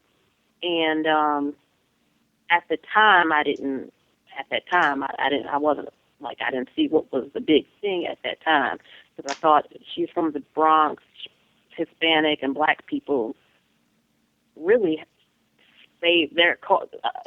some of them are racist, I'm not going to lie, but in some parts of the city, they are their culture seems to be the same. They get married, have kids, and they eat the same foods. But there are some who are racist, like I said. But one thing I noticed about J-Lo is when she got with Puff, she was hip-hop. She had the bandana. Everything was ghetto fabulous. Then when she left him and got with Ben Affleck, she dyed her hair blonde and became Hollywood. Then when she left him, she went back Hispanic and got with Mark Anthony and made a Latin album and doing everything Latin. So she really got some baby from and used things. Yeah, probably to make her parents happy. And but you know what? Mm-hmm. No, I'm sorry, sister. Go ahead. You just make it. I'm sorry. Then the Raven Simone thing. it tripped me out when she said I connect with Asian culture and Indians, and I'm like, you know what? They won't even hire black school teachers in parts of Asia and China. They won't let them come there. The Saudi Arabian rich people beat the hell out of the black help that come over there. Indian people, there was a cheerleading team from the U.S. They had 2 black girls on the team, and they wouldn't let them perform because the black girls was on the team. So she sounded like a damn fool. Let's see, what else? Paris Hilton. She wanted to be hugged up on 50 Cent. I think she tried to do an album or something, but she wanted to be in the black hip-hop culture. They would go to the club. She would show up just to be on camera. And when a black girl, that she was caught on camera, wanted her autograph at a party, when she left, she was laughing with her friends saying, that bitch is from Compton, I bet. Like, she's ghetto. And there was nothing ghetto about her, but she felt she was a black girl, so she had to be from the hood. Also, a secret, supposedly Paris Hilton family members used to hang black people, and she doesn't want that to come out. I don't know how true that is, but that's something I heard. And the Amber Rose thing, I don't like how some black people really are programmed. They like whatever, some white people like. And then the only big black blogs and social websites such as Media Takeout, they follow along with everything. They put more news about Kim Kardashian than they do of other black girls, who are trying to sing, who are actresses, and Amber Rose. And they call Malaya, who was Drake's black ex-girlfriend, who's a stripper, they called her a hoe, a bitch, all types of things. The woman's pretty and she had a shape. Amber Rose was a stripper. They never treated her that way. That's all I have to say. Well, you know what? All those things that claim to be black publications or websites are not. The Griot, the Root, they're not. A lot of, Black Planet News One, what they call them, those are not black-run organizations. They got figureheads. Trust me on this one, because I did some research. You'd be surprised how many things that say they're black are not black. But I want to touch on that Jennifer Lopez thing. When you said something about when she was a Puffy, yes, she had the bandana, but prior to Puffy, when she was a fly girl right along with Rose Perez, she had more ethnic features, skin was a lot darker, okay? And what happened is Puerto Ricans, a lot of them, they forget where they come from, in Cubans. And the lighter they are, they're the acceptable niggers, excuse my language, but they're the acceptable. See, they represent blackness, but don't remind white folks of blackness. That's why Jennifer Lopez was all fond of her for her behind. I mean, when I first said, like, we see women like her, they're a dime a dozen in the community. But because she was a lighter version, she became sexy.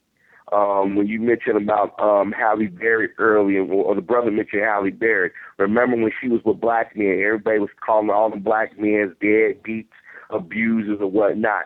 She get a baby with that white guy, he gets $16,000 in child support, and he called her a nigger bitch.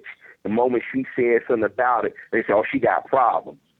See, the problem is, like you said, and like we all been saying this evening, we do things to each other, and we give them ammunition to use against us. So when it comes down to our intellectual properties or our inventions and stuff, they come in and swoop in because we too busy jaw-jacking with each other. I mean, and plus, we make everything look so easy. So people say, well, they always come up with something new. We just take this and make money off of it. I mean, I remember when Will Smith was saying, get jiggy with it, and blacks were saying it. Once whites started saying it, we like, oh, we left it alone. You know, when Cisco had the thong sung out, black folks was singing at the thong. When whites started singing, talking about the thong, we ran away from it. They do this on purpose. They know all they got to do is latch onto it. We're going to give it to them. Maybe we need to do the okie doke and say, not this time. And then watch how fast they pull this tug of war pull. Well, why? It's not a black thing. Everybody should like it. Everybody, it should be acceptable. That's all I've been getting on my videos when I talk about this subject. Like, why do blacks want to claim this? Well, they claim everything else. Well, you know, it's Harvey. It's just not just blacks. It's like, and nobody can never ever argue that. Like I think I did a So Disrespectful YouTube comment video, and I stated in the video that black people, you know, speak their own language here in America. I just said that do it amongst each other. Don't do it like in a business deal or job interview. You need to speak, proper English, because you're in a business setting. So I said that there's nothing wrong with black people speaking the way we speak with slang, or you want to call it ebonics, whatever you want to call it, because you want to keep people out of our conversation, like you're at the job or whatever. And then I had a white person say, well, don't you think that's kind of racist? Because why you want to speak in a way that everybody can understand? And I say, you know what? Maybe you just too nosy. I say, ain't your business what they talking about. I'm like, I don't get mad when Hispanics speaking Spanish. Of course, I understand a lot of it. I don't get mad when Asians are speaking or Arabs are speaking or none of that stuff. The fact is, it's okay to exclude us from stuff, but everybody else got to include, them. And I'm just saying, why is that right? Why? Because my wife has told me how her and another lady was speaking Spanish, and her coworkers will be upset. I mean, pissed off to say, "Well, you can't be speaking that around here." And like, why? 'Cause we can't understand what you're saying. Why do you want to know what they're saying? It's not your business. And my wife said, I was talking to her about a personal issue, and I didn't want to say that in front of everybody. But see, my wife is different. She's not quiet. She's gonna say, "Look, I'm having a conversation with her about her personal business, and I don't want you in it. That's why I'm speaking Spanish. You must know." So yeah, my wife got a mouth. So, it's I've crazy. had bad experiences with people doing that to me where they made it obvious they were talking about me or black people. Like I went into this Asian buffet, and it's my first time going in to get something. I never went back. I had the black people that came in, they started saying something in Asian, but I understood where they said chicken wings. And I heard them in the back laughing and then talking that Asian, wherever they were from. And it's uncomfortable. I went to a hair salon, a Dominican spot, and this was in the South. And I don't know, they started talking that Spanish, and one person looked at me, and they started speaking Spanish. I just became very uncomfortable. Sometimes I understand they're not talking about you, but sometimes they do it. But Cerebral, that vibe, like if somebody look at you and they talking, and like you just know that vibe they giving off. You don't have to understand what somebody's saying to get that vibe. At least I feel that vibe. Sure. You looking Because at they'll look at you and keep looking away and giggling, and you can tell. You're like you want Because to they're walk. afraid they're afraid you might know some. Because I remember when I was a manager, I knew a little Spanish. I can't talk it now because it's been out of practice. But they was calling me a nigger in Spanish, and so I started talking back to them in Spanish. They said, "You know Spanish?" I said, You thought you had a dumb one here. And so, and that's what they do. See, the problem, they do it. It's like the Divisive show said. They can't even look. They can't help but look and see if they say, do you know what we talking about? And they get that little smirk on their face, like, nah, you don't know. Or she don't know. That's what they assume. They assume that we're silly. But as I said, we got blacks in our community that play into these stereotypes. So people like us, we're trying to fight against this stuff, or we're tired of having to make excuses. They feel they can keep doing this to us. I don't know if any of you knew, but I found out, and anyone listening, if you hear, and a lot of Mexicans say this, that they say mayate, and that's the N-word. I know that. All the time. Oh, yeah, I know that. All the time I would hear it. I remember I was at a flea market, and there was two Mexican women older, and she looked like she could be like my cousin or something. And she looked at me, and then she looked at the older lady, and she said, mayate, or these two Mexican men that was checking me out and then saying, mayate, like, is she mayate? And, they say these things right in front of us, and we have no idea. That's why if you hear, what I've always told people to do, if you hear a person speaking a different language and they keep using certain words, go to your phone and try to at least spell that word out. And a lot of times in Google, it'll tell you, like, oh, you mean this? And then they'll tell you what it means. I've done that so many times to figure out what people are saying, like in different languages. And so I say, oh, that's what they're saying. Because I'm one of them brothers that think on my feet. You ain't going to be talking about around me, and I ain't going to figure out what you're saying. You keep doing it. You know what I'm saying? It don't bother me about general conversation, But like you said, if you keep saying mayate, and which I know what that is, you keep saying that, I would try to type that word in on my phone if I kept hearing it. You know, so that's what my Well, suggestion would I be. had a But I had a thing in high school where I asked my Spanish teacher how to say what's up in Spanish. He said, say besame cu. Now I'm thinking I'm in the next thing. And when I said besame cu, the guy said, kiss my ass. And I said, oh man, I didn't know that meant kiss my ass. I got Well, that's why chased you have down. to I'm in look stuff Chicago. up. yeah, That's hey, Yeah, I had looked the stuff up. same I'm in high school. I experience. didn't know no better. I said, besame cu. And I got chased by 5 dudes about 10 blocks. I had to run through the Hispanic neighborhood. I could have got killed until I got on the black side of Chicago, and I went to school the next day. I told my Spanish teacher, F you. You could have got me killed. That's why, like I just say, you better go look stuff up nowadays. Exactly. You have to look I up said, everything. cool. Yeah, 'Cause I said, had a that's similar I said, experience. kiss I my had some ass. African girls trying to get me to Miss say Gabriella, something. go ahead, and then we're gonna take a call. All right, but I mean, I had a similar experience. I had some African girls trying to get me to say something, in a different language. I always either ask my stepdad or ask, one of my other African friends, hey, what does this mean? 'Cause I don't go around saying stuff that I've heard because I'm not about to sit there and be saying a curse word and get beaten up like you almost did.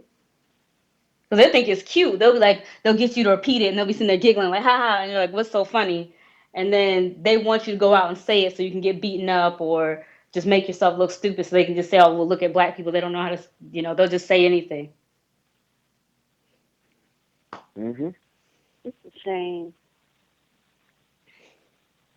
And I think it's a shame how some Africans are trying to distance themselves. Some of them, not all of them, but some of them try to distance themselves from black people here in America. And they get treated like shit by the whole fucking plant, everybody. Mm-hmm. I mean, it's not even just Africans. Me. It's people from the islands, too. Okay, well let me Yeah. go ahead and move. But see, that goes back. Well, let me I'm go ahead sorry. and Go move ahead, on Glass. to the I'm next sorry. call because we got people waiting. Area code 925, you on the show. Hey, what's up, man? How you guys doing? It's Jay Miller. Oh, what's up, Jay Miller? Hey, bro, how you doing? Hey, how you guys doing, man? All right. Great yourself. All right. What it all boils down to is it brings back, it all goes back to the saying, they hate us but they love us. You know what I mean? And basically, a lot of white folks, they hate us. They want to call us niggers and all this type of stuff. But at the exact same time, they want to, copy our style or things we make up, claim it as their own. When it comes down to the, whole rap music thing, I see a lot of white people listen to rap music all the time. Being that I live in the Bay Area, out here in, Northern California, it's pretty diverse. So, you see a lot of, white people or white kids, especially from the suburbs, listen to rap music. Now, I live into pretty much a nice apartment complex, and me and my wife are sitting outside, and, this white dude, that lives across from us, always keep bumping his rap music. He got, the whole shebang going up on in his truck, And even she said, now, had there been some black kids, some of these white people would have been complaining off top.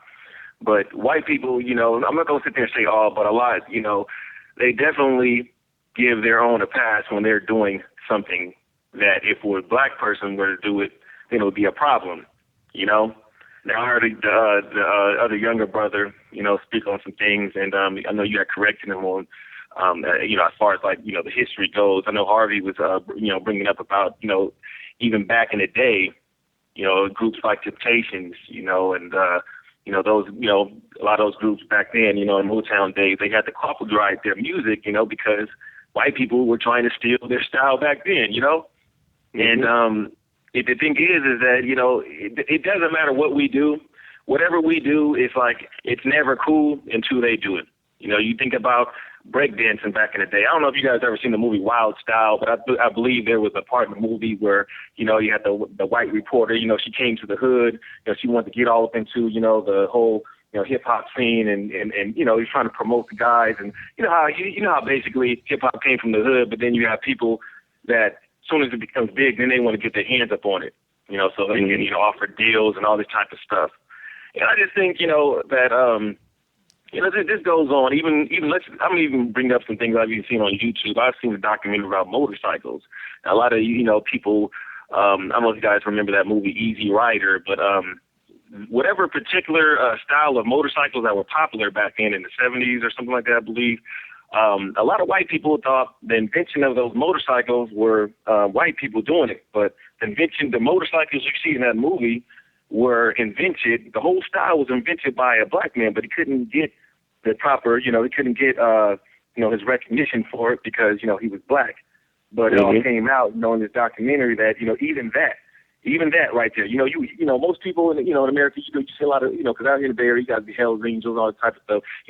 A lot of, white guys, they ride their motorcycles now. So now more, you see a lot of black men doing it too. But even back then, though, it just seems like it doesn't matter what we do, because every time we come up with something, it's always going to be frowned upon until they do it. Now, I'm not going to sit there and say that, white people ain't, because up here, in the Bay Area, there are white people from the hood.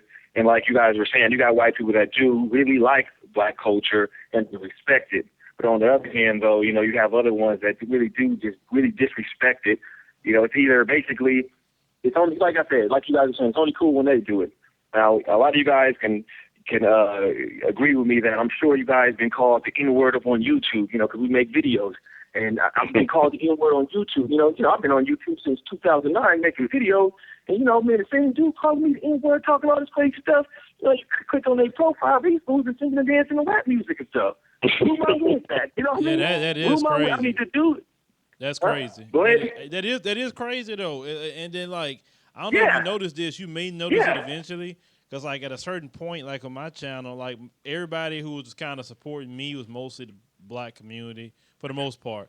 When I got to a certain point, when you was talking about, they want to, they try to get in on you and try to tell you certain things. When I got to a certain point, all of a sudden it's why are you doing so many black videos? Why this? Why that? Exactly. Wait a minute. Hold on. Exactly. That's how I started. Exactly. If you speak...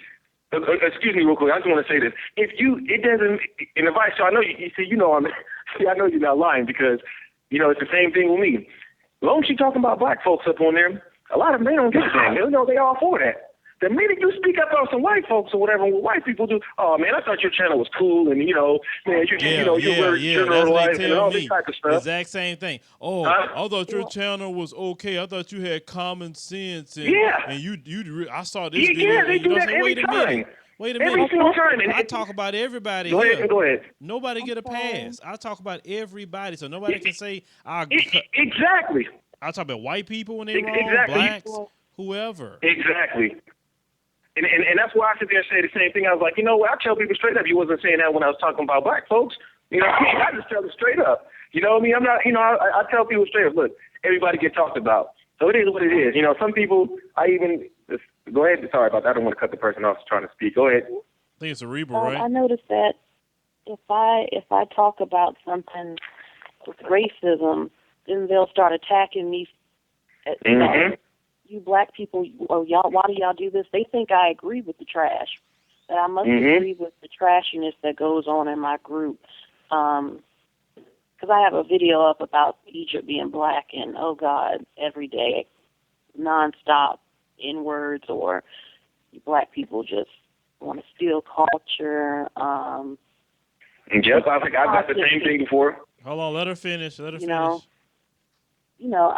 don't really know. I'm all over the place. It's just constant hate. Or if I make my videos promoting black businesses and then they say I'm racist, and I've never said you couldn't shop there. We go to everybody else's business. Why can't you buy something from a black person? Or, is something wrong because I'm trying to promote black people being able to stand on their own? What you were saying about you call racist for saying that. Now, check this out. I presented this topic, which is a topic that black people do talk about a lot. And the first thing, I'm unsubscribing. This is racist. What part of anything I said that black people are superior? Nothing. In fact, every time we talk about, I notice with black people, we talk about certain facts. These are factual things that we're talking about, maybe discussion or whatever, is racist. And so I guess every time we speak the truth is racist. But you notice I can make a video talking about the wild hyena hood rats. Okay, but you ain't telling me I'm racist then. when I make videos They about, usually get mad when like black I think I did a dudes- video a while I'm back sorry. about some black dudes, jumping a white couple. They didn't tell me I was racist then. They never say that when I do those kind of stories. And you hit it up on the nail right there. You know what you just sit there and said. It's I've noticed this. People that do that up on YouTube, I just feel like, you know what, they only subscribe to you because they think that, you one of those type of black persons that just only talk about black people, and that's what they want to hear. You know what I mean? But Yeah, the minute and you I say tell them something all the about what time, they Jay do, Miller. I say I ain't trying to get in the big house. huh? I ain't trying to get in the big house. Huh? Shoot, forget that. Yeah. I told the dude the I've other day, seen I was them joking get with him. mad. I was joking with him the other day, black dude, and he was on another side of the plant. And he came back. I say, so you can't come work with the field Negroes no more? You in the big house now? And he started laughing. I said, you better come back over here. Oh my Hey, God. shoot, gonna be in a big house. And also too, like you remember though, I did a video not too long ago about the Dr. Dre, donating all that money to that college or whatever, and I spoke on it. I said, I do think that, I do respect Dr. Dre. He's a successful person. I'm not gonna lie. I grew up on his music and things like that. But at the exact same time, though, hey man, look, you got a lot of, all black colleges out there, and whatever any other minority college out there that you could have sit there and donate that to help other black people, come up. You know why they won't donate to them? You know why they won't donate? You know why they won't donate? Because if they start donating, think about it. If most of these black people who got money in the community, and they start donating to historical black colleges, let's do programs in the black community, help these kids get off these streets and do something positive. The very first thing they would say, that's racist. And the first thing they tell them and that's what they told me. And that's what they told me or whatever. I said, well, how is that fair? How is I'm just saying that basically all I was saying is that, it's to help black people out, so the playing field in America can be even, and a lot of them, see, they don't understand that they're being racist by basically saying that, no, it's wrong for, you to even consider that as helping black people or whatever, because in their eyes, it's like they're comfortable with just white people being in power. That's how I take it. When they say that, then basically I feel like, you're only comfortable with white people being in power. You don't want everybody else in every other group to have the same playing field as y'all do. You know what I mean? Because when it all boils down to it, most white people gonna go ahead and support, most other white businesses or whatever.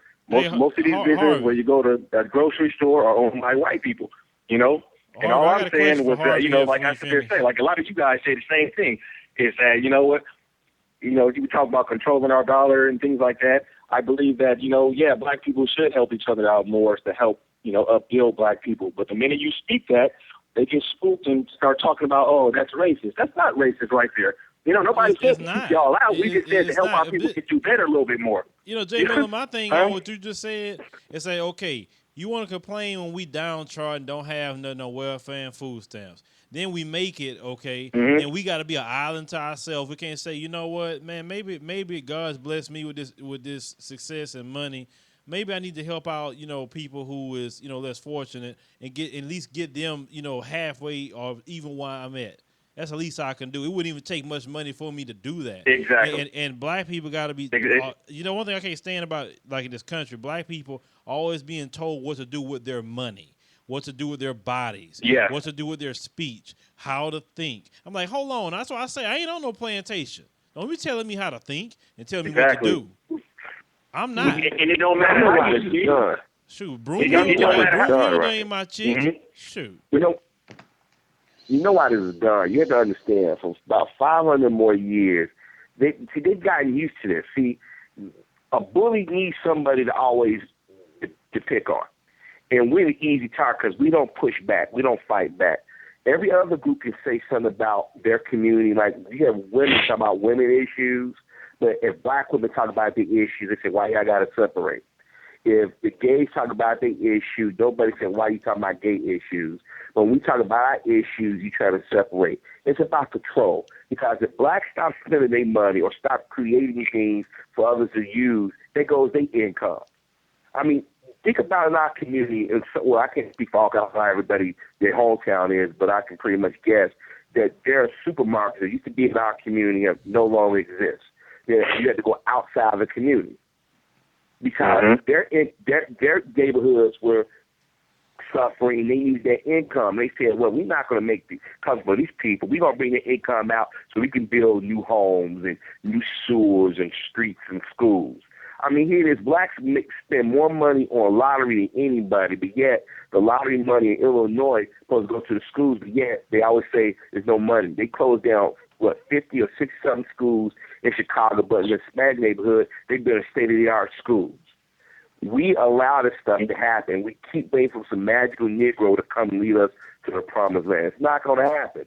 We got to control our dollar and know our history. The moment we do that, you know, it's not only that we're looking for the magical Negro, we're also looking for the rich white guy who's just nice to black people to do something for us, too. We're looking for both of them. That's what black people do for the most part. But exactly. let me stay on the line. Let me go ahead and take some more calls. The people waiting. Area code 573 on the show. Hello. What's your name? My name's Rihanna. First time caller, long time listener. Awesome. And what's your name? I wanted to. What's your name? Sorry. Rana. Rana. Okay. How you doing? What's on your mind? Sorry. Oh, I just wanted to mention, going back to the topic. Yes, ma'am. About how black culture is often emulated by white consumers and white media. Mm-hmm. And I think white people get a pass on that because for them, our culture is basically like an accessory or a mask they can put on and then take off whenever they feel like it. Mm-hmm. So are you saying? So basically, what you're saying is, well, hold on, no, I want to ask her some questions. So what you're saying is that basically white people adopt everyone else's culture, but really don't have one of their own. Is that what you're saying? Well, basically, yeah, because, you know, with white people throughout history, all they've ever done was go into other cultures, other countries, and colonize it and take what they like and then just get rid of everything else while throwing the people under the bus. Mm-hmm. Like, if you go to Google right now and you type in twerking, the first thing you're going to see is mostly Miley Cyrus. Okay, I'm gonna do it. I'm gonna do that for you. Yeah, let me do it right. I'm gonna right? see I'm too. gonna do it for you. What you talking about? And you said on Google Images or what? Google image. Okay. Well, let's see. First And thing I saw I'm was using say in the twerking as an news, they say example. boob twerking. Well, let's see. And there's a white chick showing my boob twerking. You know what? Yeah, I see Yeah, they Miley. taking over too, the boob twerking thing. Yeah, I see Miley. I see. Yeah, you ain't lying. You are not lying. It's mostly white chicks they showing twerking. Yeah, it is.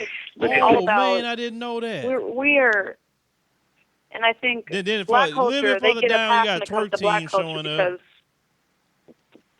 But that's it though. All I see people, is.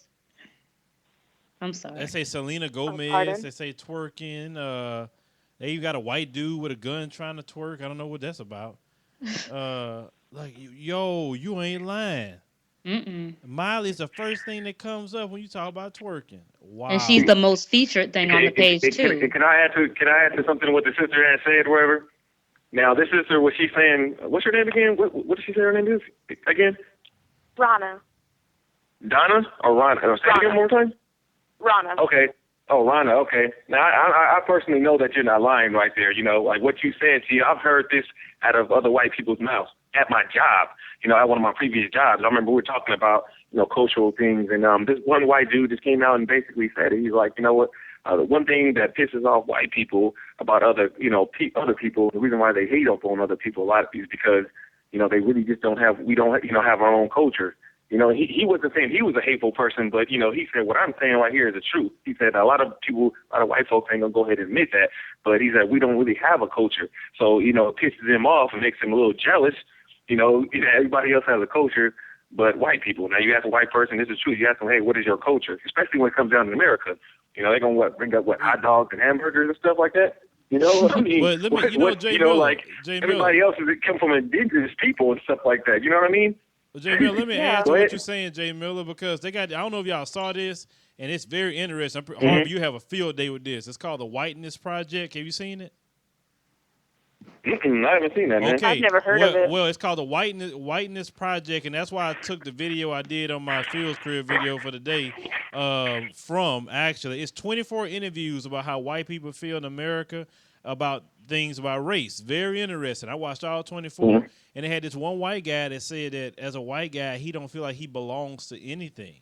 He's like other cultures, have this, brotherhood. They see each other in the streets. They talk to each other a certain way. He said, as a white person, he said he don't feel like he belongs to anything. And if he say anything about him being white, then people gonna look at him like, oh, you some sort of white supremacist. So he said we always feel alienated, and we don't feel like we together as a group.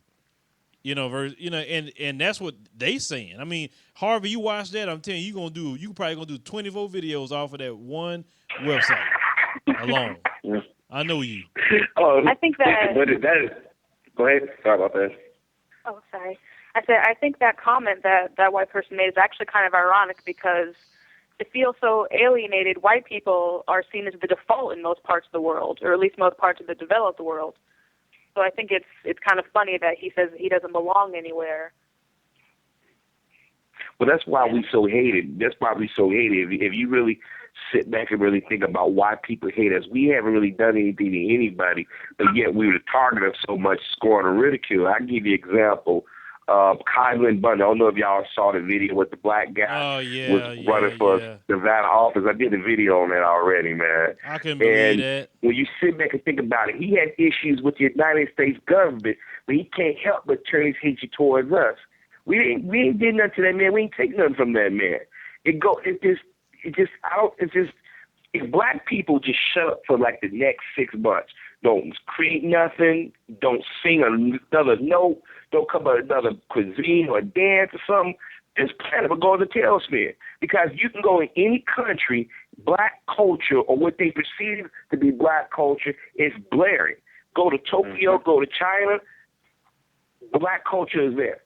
When people come to America to make their living, they run to our community because they know they're going to get their American dream and they're going to get all their ideals from it. I mean, so many things that we create and innovate, people take, and we sit back and think it's flattering. It's insulting to see that all this knowledge that we possess, all this talent that we possess, we just give it away for free. Oh, my God. And the hair weave thing, I know you're not going to like this, but black women are really creative. We're creative. And they, on YouTube, black women, they did all types of things with the weave. They did things that the Asians didn't do. And now, in the beauty supplies, the Asians went and did it. And they get their ideas from black women on YouTube. And there was an article, the black women who are making natural hair products, the Asians are bootlegging it. And now in their stores, they're selling it to black women, watching what they use. They're telling what they do on YouTube and stuff, and then the Asians copied it. All about turning a profit off of us. Well, see, sisters can stop that right away. Stop going in the store. Don't buy a fingernail polish. Don't buy nothing for them. If black women, let me tell you, there's ways we can do stuff right now as black folk. If you get 100 people per city to say we ain't going into one business in our community, and let's just say we're not going to go into the Asian hair supply stores for 7 months, you can then the people that get the stuff from will say, wait a minute, you can't pay your bills. What's going on here? And they don't have no choice but to come and talk to black women because here it is. As a black man, I get offended seeing these Koreans have nail salons, learning how to do stuff that y'all been doing for years that your mothers taught y'all. Here it is. Black women if y'all going to do hair, it should be other black women doing their hair. A Korean would not come in there and let you do their hair. They won't let you do it. They go to a white person. We allow other people of color to get away with stuff just as much as white folk. And I mentioned this earlier. We just can't just say white folk because other people of color that got a lot of connection to us have screwed us over when it comes down to stealing our intellectual property. I mean, I see Asian kids break dance. I remember we was break dancing back in the 80s, and when we stopped doing the 80s, let me come in and let me start doing my break dancing thing. When we was doing that Yo Mama jokes, we was doing that back when we was kids. Well, our parents was doing that when they was kids. Now you get a show on TV, old boy from, what's his name, from the 70s show, Yo Mama jokes. I'm like, wait a minute. Wilmer Valderrama? Oh yeah, I remember Yeah, that. Yeah, I yeah, remember that. Talking about thank your you. mama. Yeah, And I'm we scratching my did that head. I'm stuff like, growing and I'm up. sitting there like, wait a minute. Everything we do, everything they say is nasty and supposed to be repulsive. They done made millions of dollars off of it. And made sure one of us wasn't the face of it. Mhm. Exactly. And Trust I me, even go a little further. Harvey, let me tell you Let's talk something about else, Harvey. Netflix first. I'm Harvey, let me sorry, tell go you ahead. something else. They're watching our videos even on YouTube, and they're trying to figure out ways to even mimic that. You know, because Mm-hmm. we present things in a way that no other group, like for instance, let's say like Young Turks, talk about them. They don't really present things in a way to keep you interested. That's just me. I get bored with that, Oh, yeah. pretty quick. Yeah. Versus, I'd rather watch, a black person going in on a news story or whatever because that's going to keep my attention. And even a lot of white people have admitted to me they prefer to watch black people do stuff because they're not boring. They're very interesting versus they say white people are boring. That come from white people, male and female. And I'm gonna tell y'all something. I'm glad you brought the Young Turks. Go to y'all subs. Those who make YouTube videos, I guarantee you, TMZ and Young Turks have subbed to you. They've subbed to me. Because some of my topics I talk about, a few days later, they talking about, like, ain't this a blip? Trust me, I caught them. You know how they say somebody subbed to your channel? TMZ and Young Turks have subbed to my channel. That's why sometimes I'm like, wait a minute, didn't I just talk about this like 4 or 5 days prior? And then they get caught up. They, like the live shows, they watch us. So we offer perspective because we're not on TV. They don't have black men and black women on ABC, NBC, or CBS on a Sunday morning talking about politics or religion or fights. They think that we don't have that common sense. Mm-hmm. But for years, we warned about the housing markets. We warned about certain images. But when it took in 2008 for them to get their nigga moment, everybody said, oh, my God, the world's finna end. But we've been warning people for years about these things. Mm-hmm. So when you hear somebody come to Jay Miller or Cerebral Madness or Miles or the Vibe Show, whatever, and it's not time we unsubbing, they ain't unsubbing. They're gonna create a troll channel to watch your videos, and then they come butter you up. And then a few months later, why is this channel so similar to mine? Because they fight. They fight. And that's all they do. They cannot create nothing original. If black folk can make money off breaking wind, they'll find a way to do that. Can I add something? Yeah, go ahead. They definitely learn from us. They learn how to cook from black women. They learn how to breastfeed from black women. The dances, if you just look on YouTube, from the doo-wop era, the way white people were, they couldn't move. Now you see them, they're doing the dances just like black people. Choreographers now for hip-hop classes, everything. And I know this is going to be even learning how to fuck from black people, excuse my language. Mm-hmm. You know? I'm glad you said it, because I didn't want to be looked like I was a pervert, but, I'm glad you said it. The black man, the way the black man likes to do it. I'm not, I mean, okay. You being serious. No, I understand. Because if you go to an adult video store, they claim they don't watch black porn, but you see more white men and white women in the black section. I'll admit, yes, I did watch porn, and I saw porn from the 60s and 70s, and the way the white men screwed was just laying there slow. In the movies you see it. It was nothing like what you see now. The way the black man style is screwing the hell out of you good. Now in porn, the white men doing all those positions. They're screwing the way the black man screwed. Well, you know what? I'm glad you brought that up, because if you notice in the porn now, they kind of mark a white woman with wide hips and flat asses, big booties. Yeah. You see, they even want to latch on to that now. Even in bodybuilding, they got guys go get cans and oil them up to make it like they're more muscular. Anything that we do and make look easy, they have to adapt and make it Americanized or Europeanized. I mean, you paid us that much, but everything turn around. You emulate us like Paula Deen. And I keep using her because she cooks like a black person. Southern black women. Turn around. Southern black women at that. I know what I'm telling you. That woman cooked just like black women from Louisiana. She probably learned it from her mammy, or that's because Go ahead, Ms. Gabrielle. all of her recipes were ghostwritten by black women anyway. So, well, I mean, I just said she probably learned it from the black staff they had at the house. That's where a lot of them learn how to cook. They're just looking and watching. Because Yeah, we're talking about Paula Dean. And I also, sorry, I just wanted to mention that. Have you ever noticed that when white people swaggerjack our culture, it always gets sterilized somewhere in the process? Like What is that they do on purpose?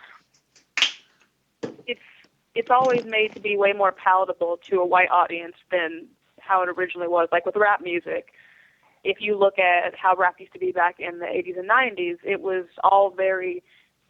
wasn't very digestible for a white audience because it was all told from the point of view of a black person. It was totally entrenched in black culture. White people didn't know what it was. It's like when you have a conversation with another black person from a white person and use slang, they don't know what you're talking about. So they feel like they have to learn slang or rather steal it or appropriate it so they know what's happening. Because white people, and I don't want to say all white people, because, all white people aren't like this, but, just white people as a thing, they don't like not having something that other cultures have. Even if it's just an accessory to them, they still want a piece of it. They still want a piece of twerking. They still want a piece of wearing Jordans. They still want a piece of this and that. Because with the way history was, it's basically their thing to go around and take things. So when they don't have something, a red flag goes up. That's true. But the other day, I wanted to bring something else up before I forget. The other day, I can't remember what show I was watching. They was talking about the bro hug. Now, if anybody know the bro hug, I used to call it the Arsenio Hall hug. Because remember, if y'all old enough to remember, back in the day when people came on talk shows, they didn't show any emotion. They didn't hug. Only the guys would hug the women. It was Arsenio Hall that got on like, hey, bro, how you doing? That kind of hug. Now you turn on shows, that's all they do. They was talking about it the other day, and they saying, do people hug too much? And they said, well, it started with David Letterman. I was like, you got to be kidding me. Arsenio Hall and them started doing that on TV. They don't even want to admit when we created something that they know we created, that we easy can Google or go on YouTube. Like when Bill Clinton was running for office, it was Arsenio Hall that gave Bill Clinton that bump. Bill Clinton would never have won that first election. Yeah, it's just came the in there thing playing the is, saxophone and all that stuff on Arsenio Hall. They play on us forgetting things. And that's the problem in the black community. We don't pass our history down. We don't have a legacy. I remember when I was a kid, it was a bunch of black businesses on the west side of Chicago. But some of these people don't teach their children at a young age that business first. Have your own. Now you go in there, you got foreigners, you got Arabs frying catfish. You got Mexicans with barbecue places. I kid you not. And I'm scratching my head. I'm like, wait a minute. We used to be the ones cutting the grass, had the landscape. When they realized there was money that could be made, they came in, they befriended a few blacks. We thought that they was going to be our partners. They came in, did the same thing. Like I said before, we just can't focus on Caucasians because they ain't the only culture vultures out there. There are a lot of people out there who are culture vultures, like in Cubans. They like to claim that music and all that stuff, but when Henry Gates did his thing, which, I mean, he didn't have to go that far, but I already knew it, it's steeped in African history. If you look at all the colors of the so-called minorities around the world, they all have the same colors. Our food is the same. A lot of people think karate is an Asian thing. Blacks created that. But we always let other people appropriate it, then it gets lost throughout history. Because I'm going to tell you, in the next 30, 40 years, the stuff that we know now, I don't think that the next generation going to be able to pinpoint where it started. Because a lot of us don't believe that rock and roll started as a black art form. A lot of blacks don't even believe that classical music started as an art form. Everything we create on this planet, we've allowed others to appropriate it, and now you have the so-called dominant. Now they figure that this is ours, like the stoplight. Blacks created that. I mean, all these different things that we've created, we've allowed other people just to take it and just keep pushing their lie that it was their people that created it, and we just went along to get along. When they keep saying go back to Africa, okay, we'll go back to Africa. We get to take everything we created right along with us back to Africa. Mm-hmm. America be an empty wasteland.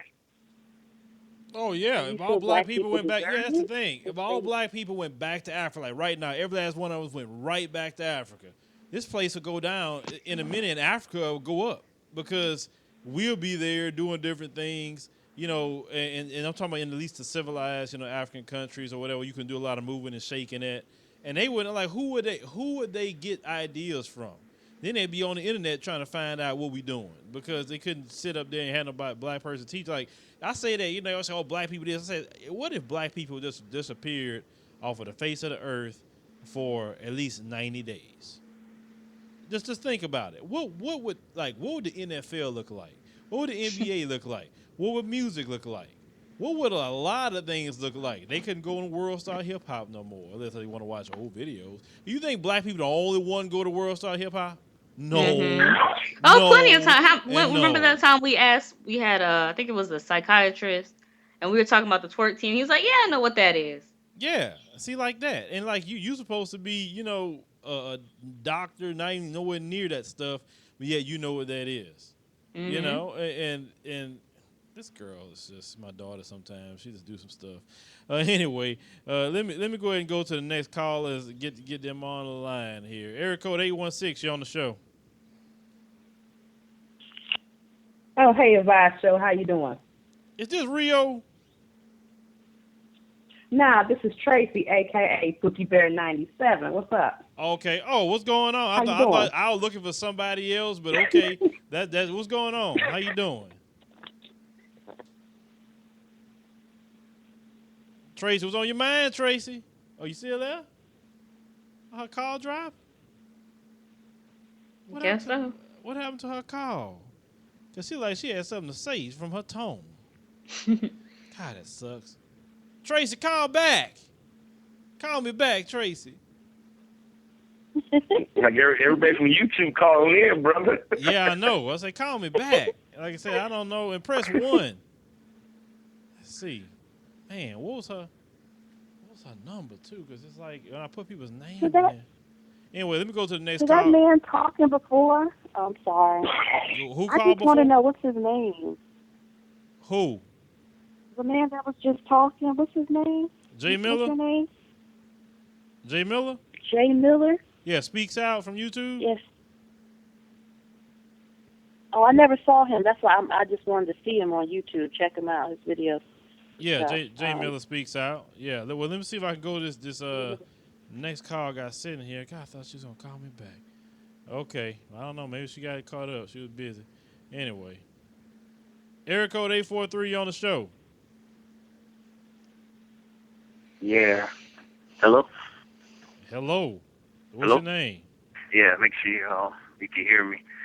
But yeah, I got I was listening to what you're saying about culture and black culture. What is your name? And, What is your name, sir?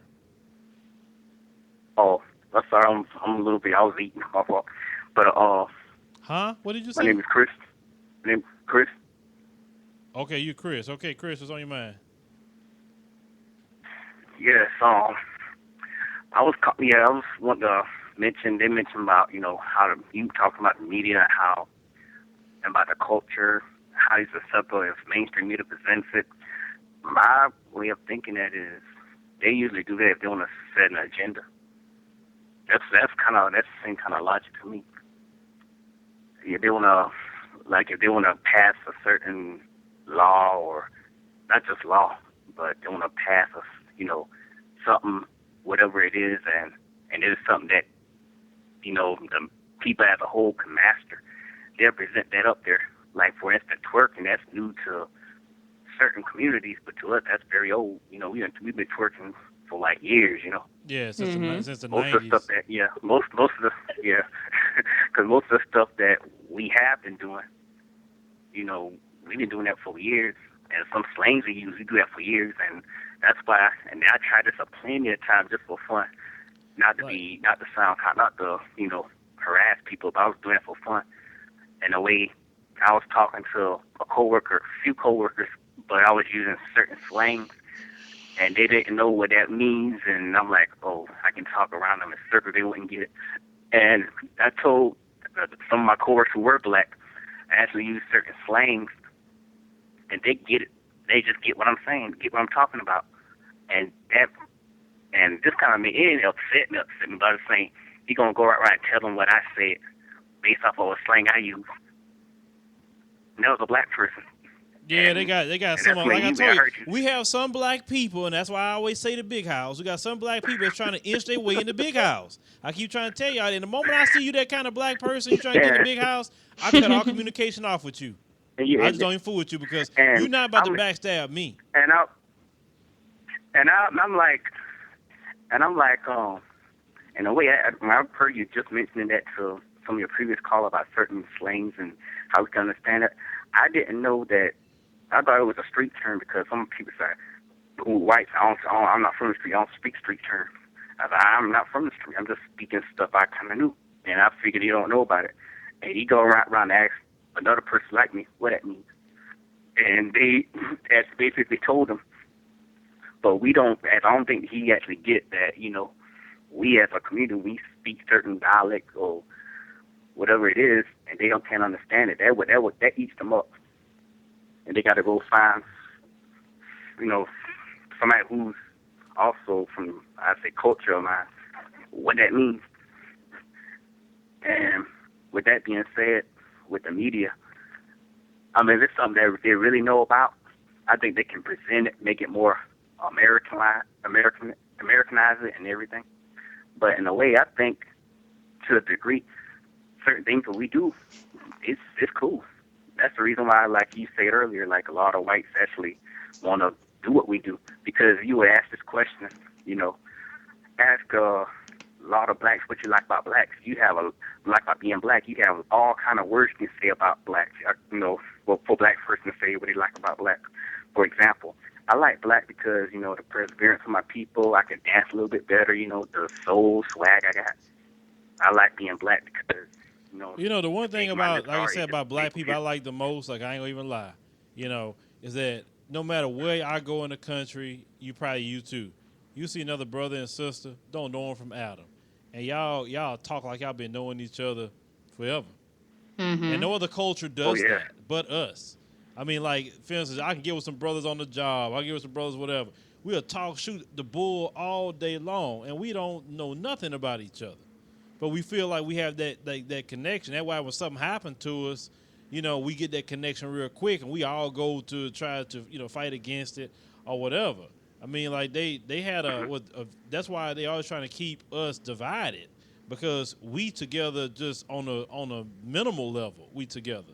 So if we really got together on something we all that have means shared something, experiences. you know what I'm saying? In a way, I can understand that in a way because I'm you would saying, think if we about get together, think about it. If they try to gather. Think about it. Like we talked earlier, they were talking about the black hair thing. We need to understand that industry brings in $15.5 billion, and on 3% of the owners is white.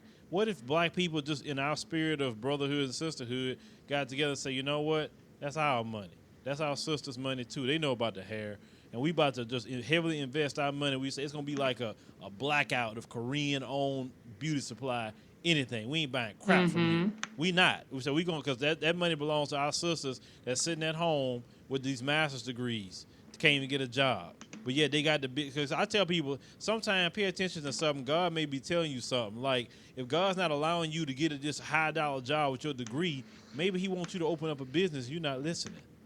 And that gold mine is right there for you. Who better know to how to deal with black hair other than black women and black people?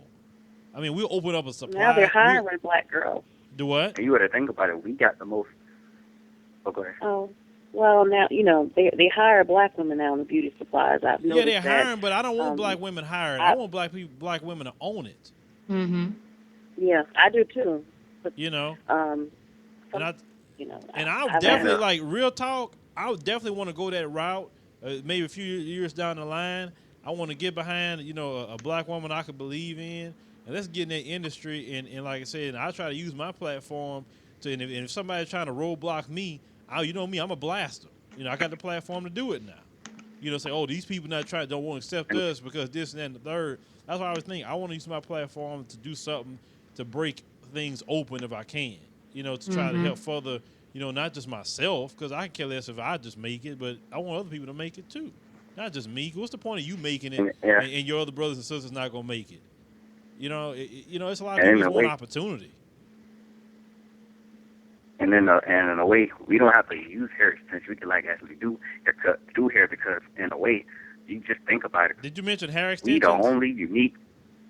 We can we the only. Man, let me tell you something. Hold on, I'm gonna stop you in the right world, there. Hold on, I'm gonna stop you right we there. If thugs is stealing weave, it's money to be made in it. And I'm telling you, man, I said this in the video way before they even got started. I said weave was the new crack. I said that, and that's what it is. How goons are breaking in beauty supply stores know the right weave to go to. They don't mess with the messed up when they go to the good ones and steal it, and they sell it on the street. What if the cops don't know you stole it? If they see you selling weed, what the cop gonna tell you? But he'll give you 20. They give you 20 years of selling a rock of crack, and you can move that weave quick. You ain't gotta worry about nobody coming to rob you of your weave unless that dude is in the same weave business as you. I mean, so think about that. People need to think thugs are going after weave, so it's money involved in that, quick money. And that's what as black people, we need to jump on that money. That $15.5 billion, but 96% of the consumers are black, that's a problem. And that's one of the real issues that I feel that we need to address as black people, not just black women. Black women need to, run that. But Chris, thank you for calling. Cerebral, you have something to say before I try to get this other sister back on? Even if black women did a boycott, I mean, okay, most black men don't go in these stores. They all think it's just hair in there. It's not just hair. It's makeup. It's things that you'll never find as cheap anywhere else in there. But if all black women said, okay, we're not going, there aren't any black women opening any beauty supplies.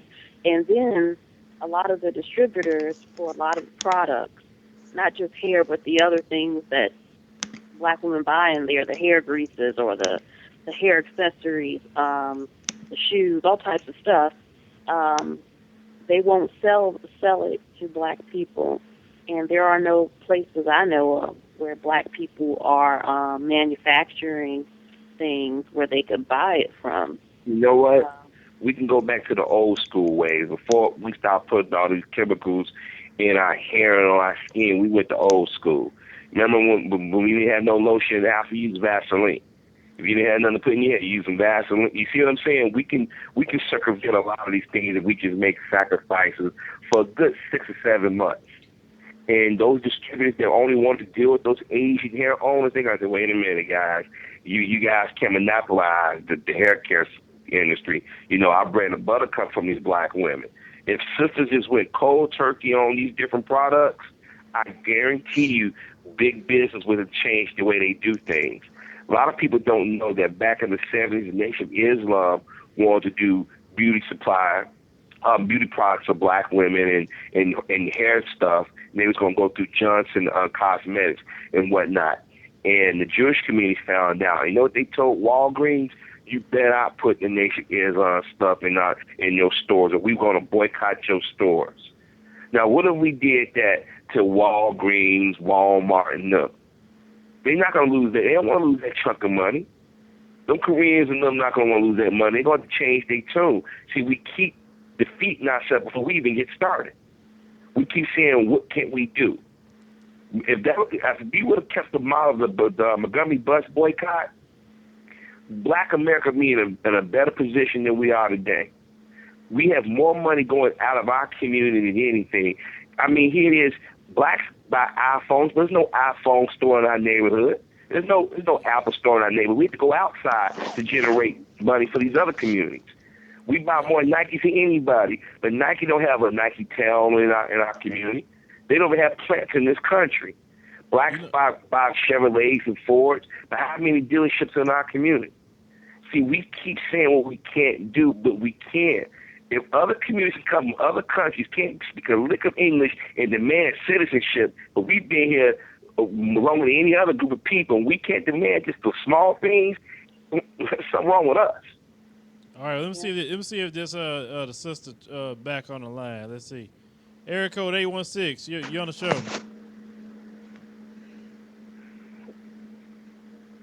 Area code 816. Hello? Yes, hello. Yeah. Yeah, I'm back. It's Tracy again. I don't know what happened to my phone, but I don't know, like I was trying to say earlier, it's how the system's set up. They see us as commodities. And if it's something good, something that can make them rich, they're going to take it and run with it. Mm-hmm. You know, and, you know, like I said, I wish there was a way we could stop that. But the way we are, we're so passive, we just keep playing their game. I agree, but You when know? we're talking about, let's say, like for instance, we're talking about the black hair care, because that's another group of people, the Koreans, that's jacking, that's basically took our stuff, basically, and they profit off of. You say one group, you know, did it with this, but it's not just one. You know, white people have done it. It's Koreans too. That's a big issue. Like I said before, $15.5 billion a year industry, and yet we got black women at home with master's degrees and doctorate degrees in business. And that doesn't need to be when these sisters are already smart and they can go ahead and take this stuff over. You know, how you really feel about that as well? I mean, this is competition.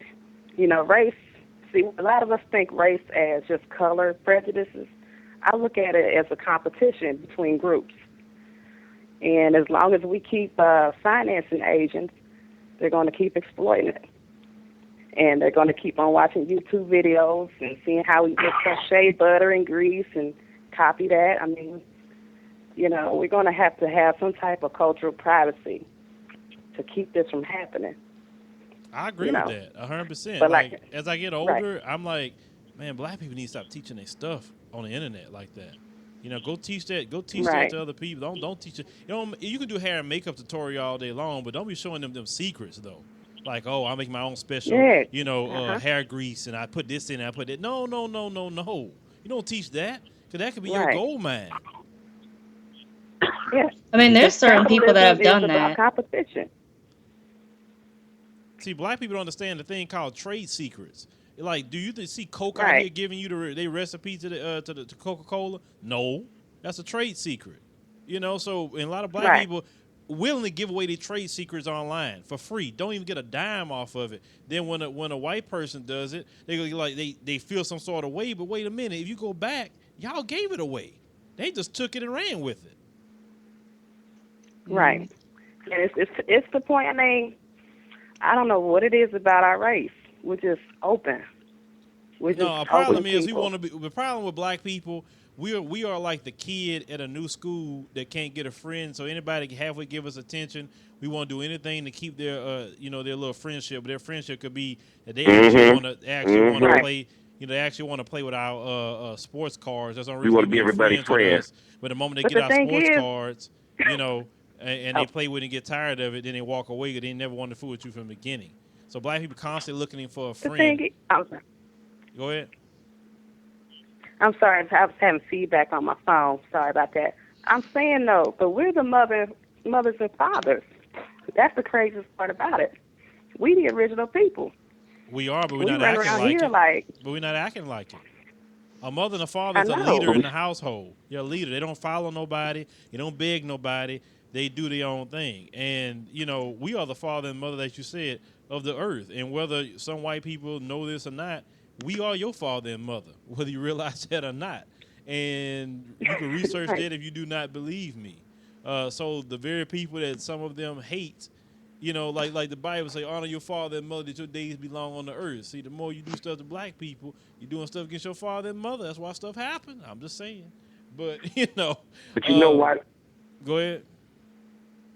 But you know why this happens is we allowed them to come into our homes and divide us as men and women, fathers and mothers, you know, children against their parents, because when we had a little bit more pride back in the day, they wasn't doing this as blatant as they doing it now. See, now they figured they got us arguing each other. Like when we talk about letting everybody know everything on YouTube, when we do this black man, black woman versus each other, now you got people who are not even black making phony channels pretend like they're black. Mm-hmm. That's when I did the video there. I said, go to your channel and look at every one of your subs, then visit their channel and see what videos they're watching. I've called these 10 or 15 white folks pretending to be black and trying to start things with black YouTubers, and then, you know, you go to their channel, they watching rap videos, they watching things about black history and stuff, because we always let our left hand know what our right hand is doing. You know, this is why the slave master, they want us to know about our ancestral language, because they want to know everything we were saying so they can always do a counterattack. You know, the thing is, I think that's it's true. very counterproductive. Like I said, even though sometimes we discussing legitimate issues in our community when we talk about issues between maybe sisters and brothers, but really we don't have an issue. We don't. Because you see a black woman in the street or you see a black man, we ain't each other throats fighting and all this other stuff. That's just used just to try to divide us. And I'm kind of glad that a lot of brothers and sisters are have moved away from that. I've noticed they don't do that like they used to maybe like a year or two ago. You know, make all these black women this and white women are that. And I'm so glad it has stopped because a lot of things has happened to change that too. To say, wait a minute, you need to chill out with that. Like the stuff with George Zimmerman and Trayvon Martin. You had Mike Brown. Just small things. And then we were talking about Ferguson yesterday, me and some brothers. I said, the country better pay attention to Ferguson because it's not even really about Mike Brown anymore. If you really look into it, it's about the people being tired of the way they're being treated. And I was telling them, I said, man, I really see New York City being the next one jump off due to how they treat blacks and Hispanics over there. You know, so, I mean, you know, we got to really, you know, pay attention, stick together for our family, for our kids. That's what I always say. And, you know, even me saying that, well, brothers and sisters need to stick together. That's racist to say it's racist to say we need to stick together? It's racist to say fix our family. Like every time we come up with a solution, it's racist. Oh, you know, hey, black men, you know, take care of your black woman and take care of your kids and do this and do that. You know, for instance, well, that's racist. To take care of your family? How? Well, because you didn't tell everybody to take care of their family. Does everybody have the same issues that black people have? Yes, they do, but it may not be the degree that they have, you know, our issues in. So why is it that black people can't address their issues without being told you're racist? You need to include everybody. Well, it is. They live in utter fear that we're going to do to them what they've done to us. That's what it boils down to. They know that what they're doing is wrong. They have a hard time admitting or don't like to admit it. They're afraid that if we wake up and start respecting one another and keeping things among ourselves, they're going to suffer. I mean, if you take away everything that we've created the last decade, this country would totally look different. If blacks stop spending money for the next 2 years or non-essential, you talk about the stock market crashing. I mean, the thing is that they need us to sustain them. They need a court gesture. A lot of us, we put on a show for the world. And they will, it's like they would be in withdrawal if we don't do the things that we do now. Like on my channel, you notice I don't go into detail about certain things that I said that you can't tell everybody remove because I get white people come to my channel and say, how do you know we're racist? How do you know? I'm not going to tell you because the moment I tell you, you're going to try to adapt your behavior to it. I'm the same way. It's certain things I say, Harvey, too, on my videos. And usually black people get what I'm saying. It's like, what do you mean by that? I'm not explaining to you what I mean by that. Those who know what I mean, kind of like what Jesus said, let those who have an ear, let them hear what I'm saying because they know. I'm not telling everybody what I'm saying. I'm not because some things maybe not for you to get. You know, like I could do a video completely about a black issue. Like it's a black issue. Like I do videos that's everybody, and now I'm speaking to everybody way. But then I do some issues where it's just a black people thing, and yet I'll be getting comments, well, what do you mean by that? And can you explain? And like, what did I say recently? When I say big house or mammy or whatever. Come on. That's none of their business. I'm sorry. Yeah, no, I said mammy. I said mammy the other day. I said, you remember that video where that attorney was stopping that black woman from messing with that disabled black man that was a cop? Mm-hmm. And I was saying, you know, she ought to know how it is for being black and how in America or whatever. I said, you're just sitting up here acting like a mammy. I say, it's bad when, you know, this white lady is telling you that, you know, just because he's black, he don't steal. Now, I say, if she calling you out that bad, you really acting like a mammy. In the comments, what is a mammy? I didn't even answer that. But as I said, brothers, we got a lot of people who look like us who don't think like us. Like I said, if you ever saw that video I did about that guy in Nevada defending Clive and Bundy, I mean, at first you look at you like, this got to be a joke. This can't be real. It's so many of our people willing to coon to get ahead, just to get a pat on the head. And they don't care who throat they cut in the process. I mean, I'm you know, telling you, like I'm telling you, that's why I keep using that term, Harvey. Big house. We got a generation of black people that want to be in the big house. I'm telling you, they're like, Master, can I just get some yeah, scraps from your table? I do anything, Master. You and know, I'm gonna be honest with you, and I don't want to make no generalizations, but I really do feel sorry for the millennials. I really do, because that's the main they ones who's BS doing me it. that must have been cut off, because they the ones that getting it hard. These are the brothers that getting shot every day. Yeah. If you notice, they getting younger and younger when they getting shot. Trayvon was 17, Jordan Davis 17, Mike Brown was 18, Renisha McBride was 18. Have you noticed they getting them at the ones that was born in the last 20 to 25 years or so? Because they are naive. These kids think that, oh, they're not going to do anything to me. Oh, that was in the olden days. I'm like, look, your parents were niggas. They look at us as niggas. They're going to look at you as niggas. Harvey, I'm and telling you something, man. Harvey, do me a Uh, favor. Harvey, do me a favor. Go to RT. Do different. Al Jazeera. I'm talking about not the regular ones that's going to tell. Because I really listen to RT and Al Jazeera any day over just regular mainstream. Me too. Okay. I listen to them all the time. I won't go pay attention to Ferguson. I'm telling you what these young people are saying. That's the problem. Young people they say there's a divide because the older black people want to be, well, let's be peaceful about it. Younger black people say, nah, we want some action. Something gonna happen. I mean, do you realize these young people are registering to vote, to change stuff? And it's not just blacks. Whites even join with them. You know what I'm saying? Like, they really doing some stuff over there. And it's these young people, because, like they say, revolution is in the young, youth anyway. So this generation may be the one to turn things around.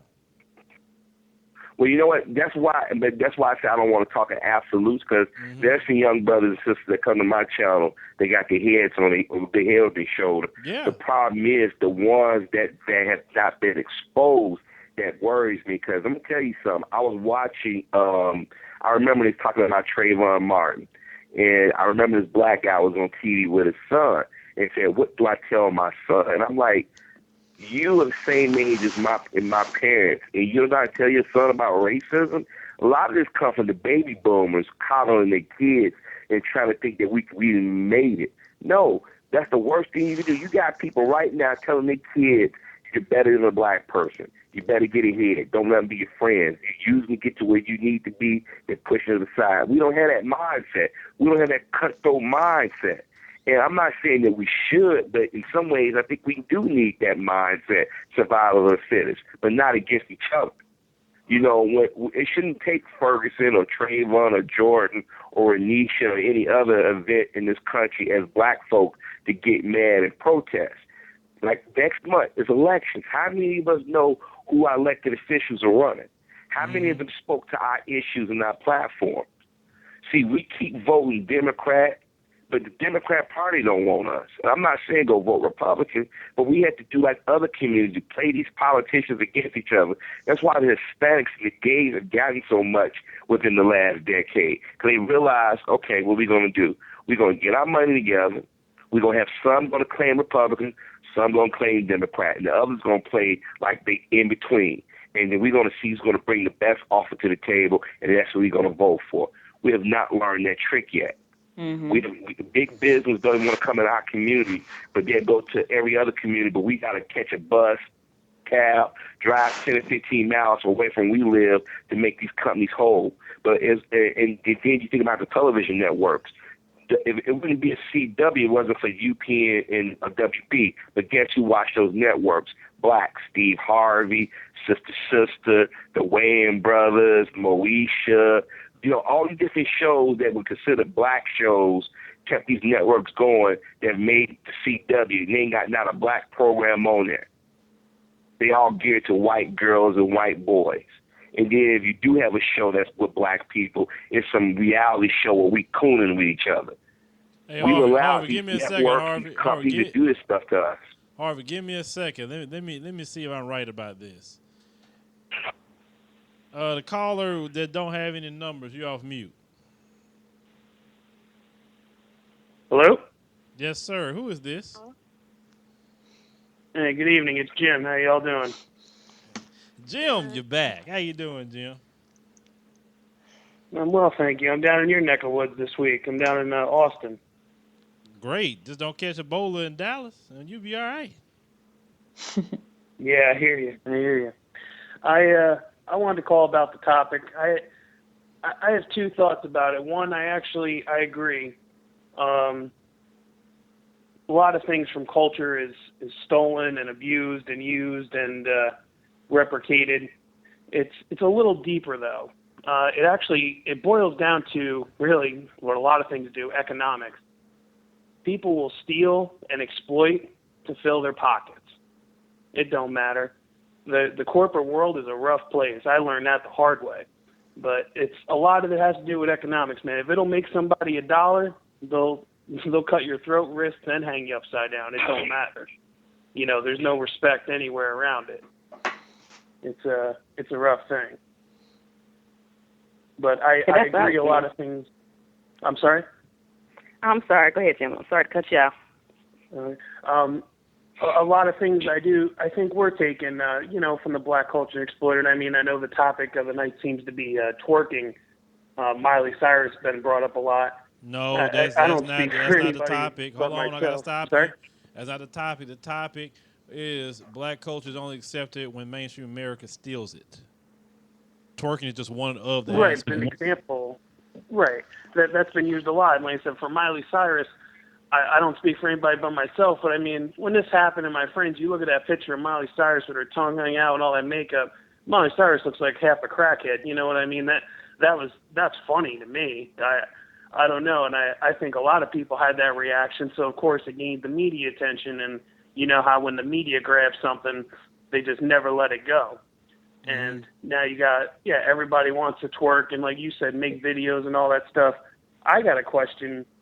Maybe you can answer this because you seem to be an up and coming entrepreneur. You have a brand. Why don't, and this should be like a wake up call for a lot of people, but why don't people register an intellectual patent, register a trademark? You do it all online. I mean, make some money. Why not? The only way you're going to have to register, like what you said, is you're going to have to create something, package it, put it underneath a company, and then you could do it. In other words, you got to create a business. That's basically what you have to do that. So you can lock that down. No, not true. I have 8 intellectual patents all under my name. That's not true. Yeah, but you can't. Well, but how can you patent a dance move? How can you patent that? Yeah, can't patent that. How can you sue somebody for doing it? That you only patent stuff to prevent people from taking it and using it, so you can get your money back if you catch them doing it. So how could you patent that? Right. Well, that falls. That falls under intellectual property, where you do drawings, you do graphs. I mean, they ask you for a bunch of stuff. It isn't now in the paperwork. But that's tangible stuff like drawings. Nobody's taking nobody's drawings. They're not taking that. It's like, I don't know. It'd be like, Miss Gabriella, fill in the blanks. Give him an example of something that you could steal from him, but he couldn't put down as intellectual property. That's pretty hard. I mean, a dance move would be a good example. Why not? Because if you were to do some type of twirling move, style. Excuse me, or style of singing. Exactly. I mean that's been tried before, though. I mean, if you look at it, I can give you an example real quick.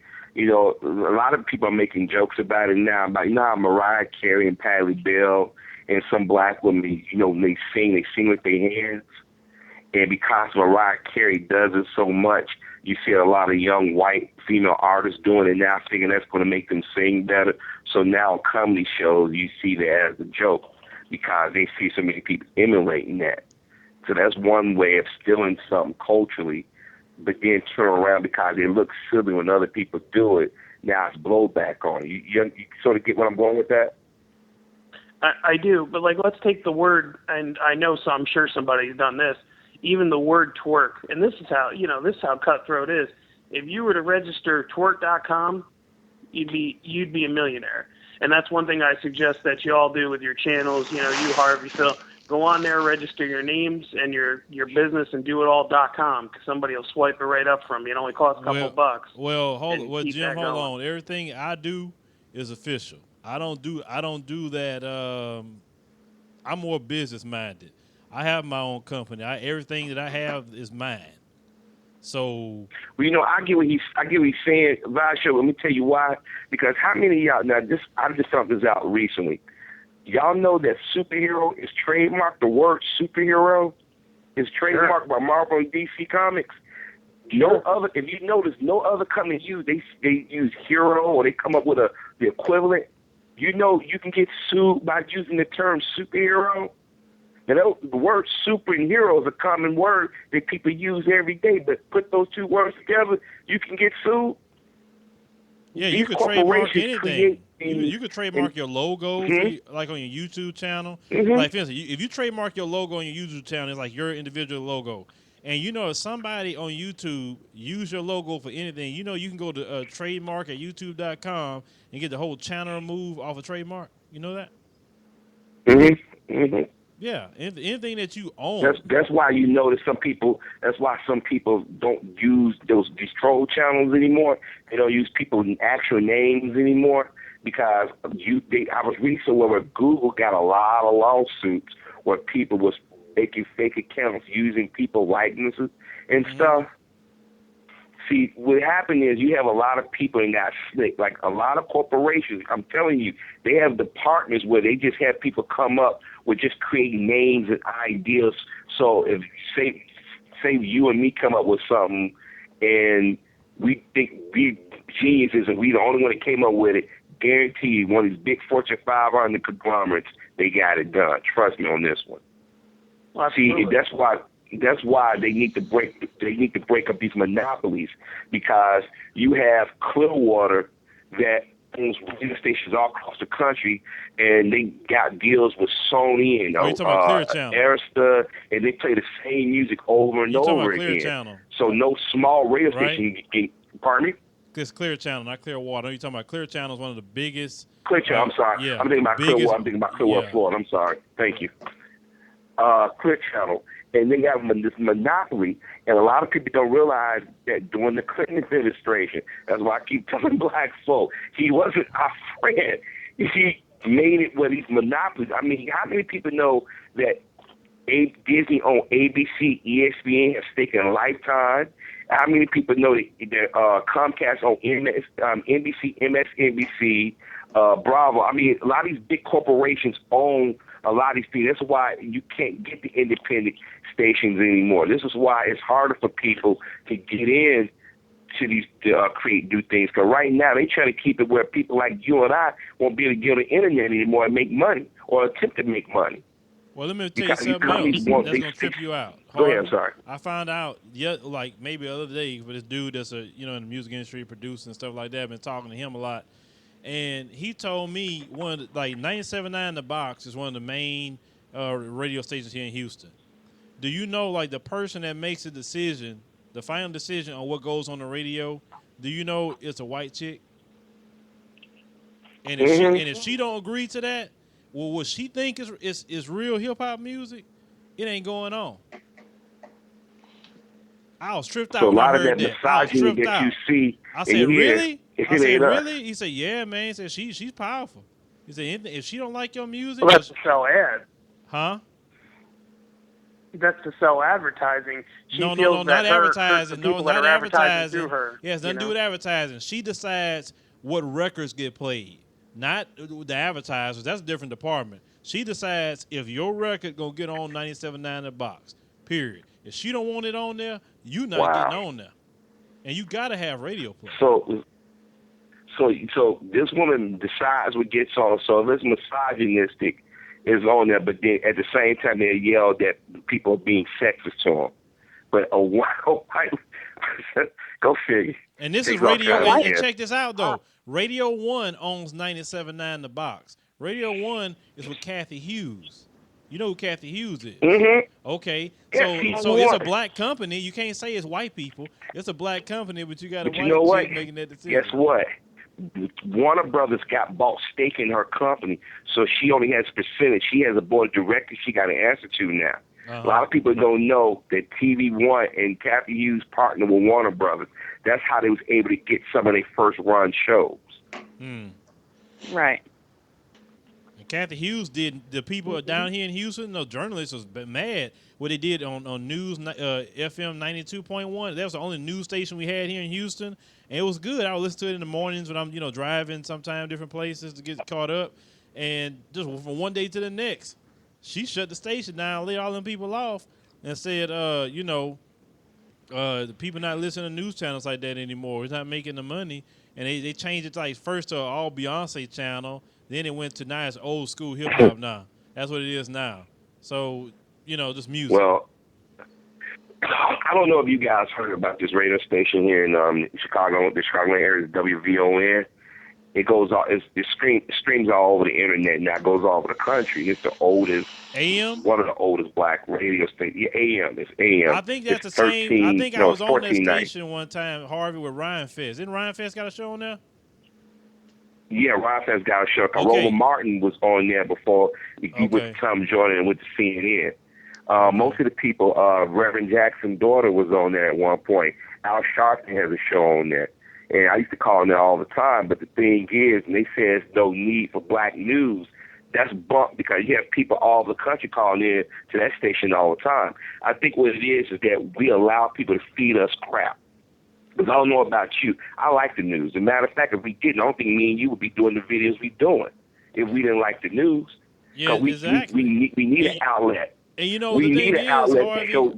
Harvey, the thing is about that, you're talking about news and stuff like that. I have more white people, believe it or not, I have more white people writing me and thanking me for doing the news the way I do it than anybody else. Mm-hmm. Blacks don't even write me like that about my news stories. They talk to me about different social issues to talk about, but when they talk about just the news reporting, a lot of white people support what I'm doing. And I hold the punches. If I think something racism, I'm going to say it. I think you acting like a mammy or wild hyena hood rat, I'm going to say that. If I think you acting like a thug, I'm going to say that. I don't care.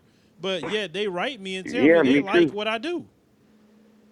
And I have the same thing. A lot of them, they're afraid to come out and admit it. But every now and then you might get one come out. I've had people send me personal messages saying, I'm glad that you gave another angle on it because, as I said before, the media gives one position. Like I tell everybody, not all of us in the black community, we like to blame Fox for everything. But have you ever sat back and watched MSNBC and CNN? Your head explode too listening to their bias. So I said, okay, why don't we do something different? Since we know in our community that story ain't being told correctly, and they only got people on there that look like us was going to pair it with the corporate masters say, why don't I do my take on it? And then I tell everybody, if you think I'm wrong, and you can back it up, hey, tell me, and I admit that I'm wrong. Hey, I'll go and apologize. And I have done that before. But usually because I go back and do my research, and usually because I've experienced those things or observed those things, it's hard to discount. So when you have somebody outside of our community coming to our channel saying, I didn't know that when no one stooped out, you say for shizzle my nizzle, what he was actually saying. Because I had a lot of white folks sitting a lot of person that said, I should say that around black people, and I just wonder why I was getting the evil eye. I said, yeah, he was saying, what's up, my nigga? And you were saying for shizzle my nizzle, for sure, those kind of things. I laugh at it now because a lot of them are misinformed. And I think that's why the powers that be don't want people like us to speak. They actually keep a lot of information from white people, too. Yes, they do. You think they're talking about they hide information from blacks. No, they hide information from whites. Because if whites really knew some of the stuff that they be doing or just think about things just a little bit for a different perspective, their eyes get opened up. Like I said, I'm telling you, a lot of white people say, yeah, I like what you do because you keep showing us that angle that we not looking at. Like when I was talking about the police brutality, it's just recent, it dawned on me in the middle of a video. I said, wait a minute. I think we getting mad at the wrong people. Instead of getting mad at police, we need to get mad at the people behind the police that refuse to prosecute them because they in support of it. Obviously, the government is in support of these police doing this stuff to the people, and they doing it to everybody. Now you can't say it's just against blacks. I mean, because I've seen them beat up whites, beat up Hispanics, beat up everybody. So we got a government problem that's trying to snuff out our rights and all this other stuff. So that's why I talk that way. Like my position about the Second Amendment has changed greatly in the past 5 years due to a lot of things that I have seen. I highly support the Second Amendment. So, shoot. Me too. Like I said, you gotta think that we all liberals, that we don't believe in guns. I'm like, who told you that? Yeah. There are a lot of blacks that go out there and hunt and go. I go to the range every chance I can get. But I don't go around believing that you need to have assault magazines to go hunting and do that. I mean, it's common sense, but that's why they don't come in our community. If you notice, since President Obama been in office, they've avoided the black community. Like the Fed, they don't want us to say. They don't want to say nothing because they're afraid that we're going to go against everything they told everybody. Are we talking about the NRA? Not just the NRA. I'm just talking about the media in general. Oh. The NRA. Let me tell you something. NRA would get a lot more support from black folks if they stop treating us like we the enemy. Well, there are a lot of blacks who are NRA I'm members. gonna stop you right there because I was sent something. They got this one woman who's a Hispanic lady that's on my channel, and she's big proponent about guns and all this other stuff. And she sent me something that happened to this black sister that she was robbed like about 3 times, and she had got a concealed carry in her state. And she went over to New Jersey, and she told the cop, look, I do have a gun in the car. I have a concealed carry in my state. He was being honest. And they went on ahead and took her in, and they're trying to give her jail time. The NRA been paying for help. Oh, yeah, I heard about that. Her. Yeah. And the NRA been really showing her case, and everybody been like, and then the way that 380 she has like 3 different locks on it that you can't just shoot that 380 like talking about. Like, the cop didn't even know how to fool with that gun. She had to teach him. But she being honest. People don't know the law. As long as you got that gun locked in a box or in your trunk, you legal. But shoot, New Jersey and New York has the most out draconian but New Jersey gun laws screwed up. And that's Democrat areas. That's why like, you can call Texas whatever you want to. There is a red state, but they believe in their guns here, and I'm cool with that. Trust me. Me and my wife can go to our concealed carry class. I would never tell nobody not to protect themselves. I had a woman, I had a sister write me yesterday, Harvey, that her husband, broke her rib, dislocated her shoulder, and all this stuff he was doing to her. She called the police. The police didn't do nothing about it at all. I told her, look, I said, sister, listen, get you a restraining order, and after that, go to the gun range, learn how to shoot. I said, the reason why you get the restraining order, that way when you put that bullet in him, then it's justified because he was supposed to stay away from you anyway. Mm-hmm. Because it's sad. This woman said, I love your videos, and I don't want to be the next woman in your videos. I got kids. And it's sad. You hear stuff like that. It is. When people writing you and telling you things like that. So it's just like, man, it's, what we do sometime on social media or even the radio and everything, it does make a difference. But, Ms. Gabrielle, you want to say anything? Well, we got 3 minutes left to go. Because we kind of did veer a little off topic. Yeah, we did, but it happens. What did I want to bring up? I guess the final thought would be that it's okay for us to share our culture and to share our art and to share our creativity, but not to go too much into detail about everything. Like, I remember that you said in one video how you have a certain cologne that you wear, and then whenever someone asks you, you'll say you don't really go into detail about where you got it from. There's certain things, like there's certain trade secrets, certain marketing tips and things like that I've learned that I will go to the grave with. I will never ever tell anybody certain things. And that's what we got to get back to doing. Whether it's hair, whether it's whatever, we should always have certain things that we do, but we don't have to go into detail and tell every single thing and break it down piece by piece, because there's a lot of, there are actually some black YouTubers that teach certain hair care techniques, but they only teach like a small little bit of it, but then they do actually put a patent on it and name their technique, and then they sell it in DVD form. Okay, that's fine. But to actually sit there and break certain things down step by step and then put it out for the masses and then get mad when everybody else is copying you, that's stupid. Because you brought that on yourself. And that's why I don't give up crap. It's a thing called trade secrets, like recipes. If you go ask my grandmother, hey, what's the recipe to your tea cakes, and you're not family, she going to look at you like you crazy. They say, that's for family, it ain't for you. She'll tell you in a minute. 90 seconds. So can I ask Harvey a quick question? Yeah, well, Jim, nah, we can't do that because I got to wrap the show up. Sareba, you want to say anything before we leave? Just thank you for letting me come on the show, and I do think that we need to protect, our culture more, and and our heritage, everything. We just, like she said, we don't protect anything. We just start doing 60 seconds. All right. So let me go ahead on just send a show out, and then that'll be it. Make sure to subscribe to Gabriella on YouTube at www.youtube.com/GGIUMU. That's GIGIAYUMU. Want to lose weight? Get started on your weight loss journey at www.GabriellaAsarevi.com. That's GABRIELAASAREVI.com. Looking for great hair and affordable prices? Go to www.thevirginhairshop.com. +affiliates equals 4. Connect with Philip on YouTube at www.youtube.com/theadviseshow.tv. Visit our website at www.adviseshow.com. Like us on Facebook at www.facebook.com/theadviseshow. Follow us on Twitter at www.twitter.com/theadviseshow. Join us on Instagram at www.instagram.com/adviseshowmedia. Thank you for joining the show. And